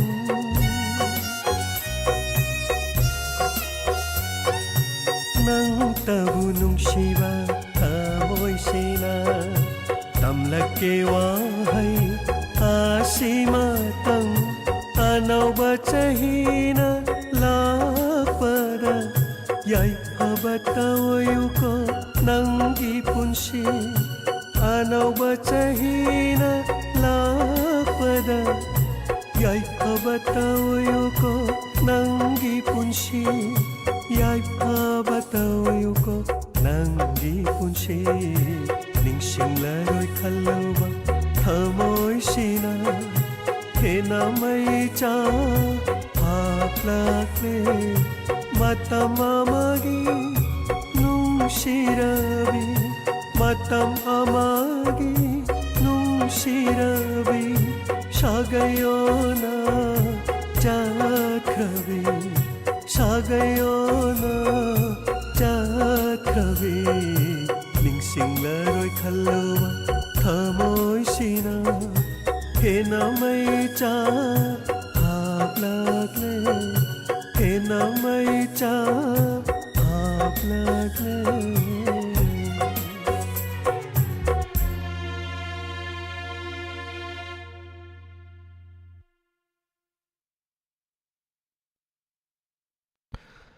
थागतचरी हनाना संदोक्चरीबा थौरम असिगी 90.0 मेगाहर्ट्ज तम यांगे दमक थोगल तौजरीबा वाहोंग रेडियो के थौरम नि ताबिरिबसि इंस्पेक्टर तयाई असिगी थौरम असिगी तांकक मतंग असिदा सोल्यूशन जरे अदुगा वारी परिंग असिगी सुमे यामना खौरांग नंगारकबा आरके टेको गे सु मफम अमा खंग्रे अदुबो वारी सिगी मखा चथगदबदि वाले वारी दु मखा मुखा यंग तामिनरसि संदोक्चरीबा थौरम 90.0 वाहोंग रेडियो के मतंग असिदा लोशन जरगा मियांगी दमक थोगल तौजरीबा 24/7 दा डायमंड टीवी गिदी मखा ताना दमक थौरम असि केबल नेटवर्क आईएस कोम एसके टीवी दा दमक येंगबा फंगबिगनी करिगुमा दोमना तुंबा याद्रदी एसके टीवी की ऐप तो चंगबिरो मथंग लांथोक चगदोर English movie ngahakhtang yengduna dom tumba yaba ki khudong sab logibe download tobiu SK TV app loine na sign in toksen biu sign up tobiu sign up ki mathang sign in tobiu sign up tobuda dom yumnak mobile number email ama phone number yumnak ming lepham adu khatani egada sign in tobuda password ta dongi phone number daga user the phone number oibiu adu dagi dom yengba yare थागतचरी अफब याफब ओइमिनरसि पुनमपु हनना थागतचरी याविरिबो खुदिमाक अदगा जेम्स इरेंगबम फेसबुक ता अदोंगी आईडी दु करी हाइना लेगे दो तंग थाबिरो को येंजगे चेक तौरगा थैंक यू सो मच अफब याफब पुनमक ओइमिनरसि असिगिदमा थोरम लोशन बे यावलौजरी पुनमपु खुरुमजरी हिमालय बाना याइफरे सनालय बाना याइफरे Kırım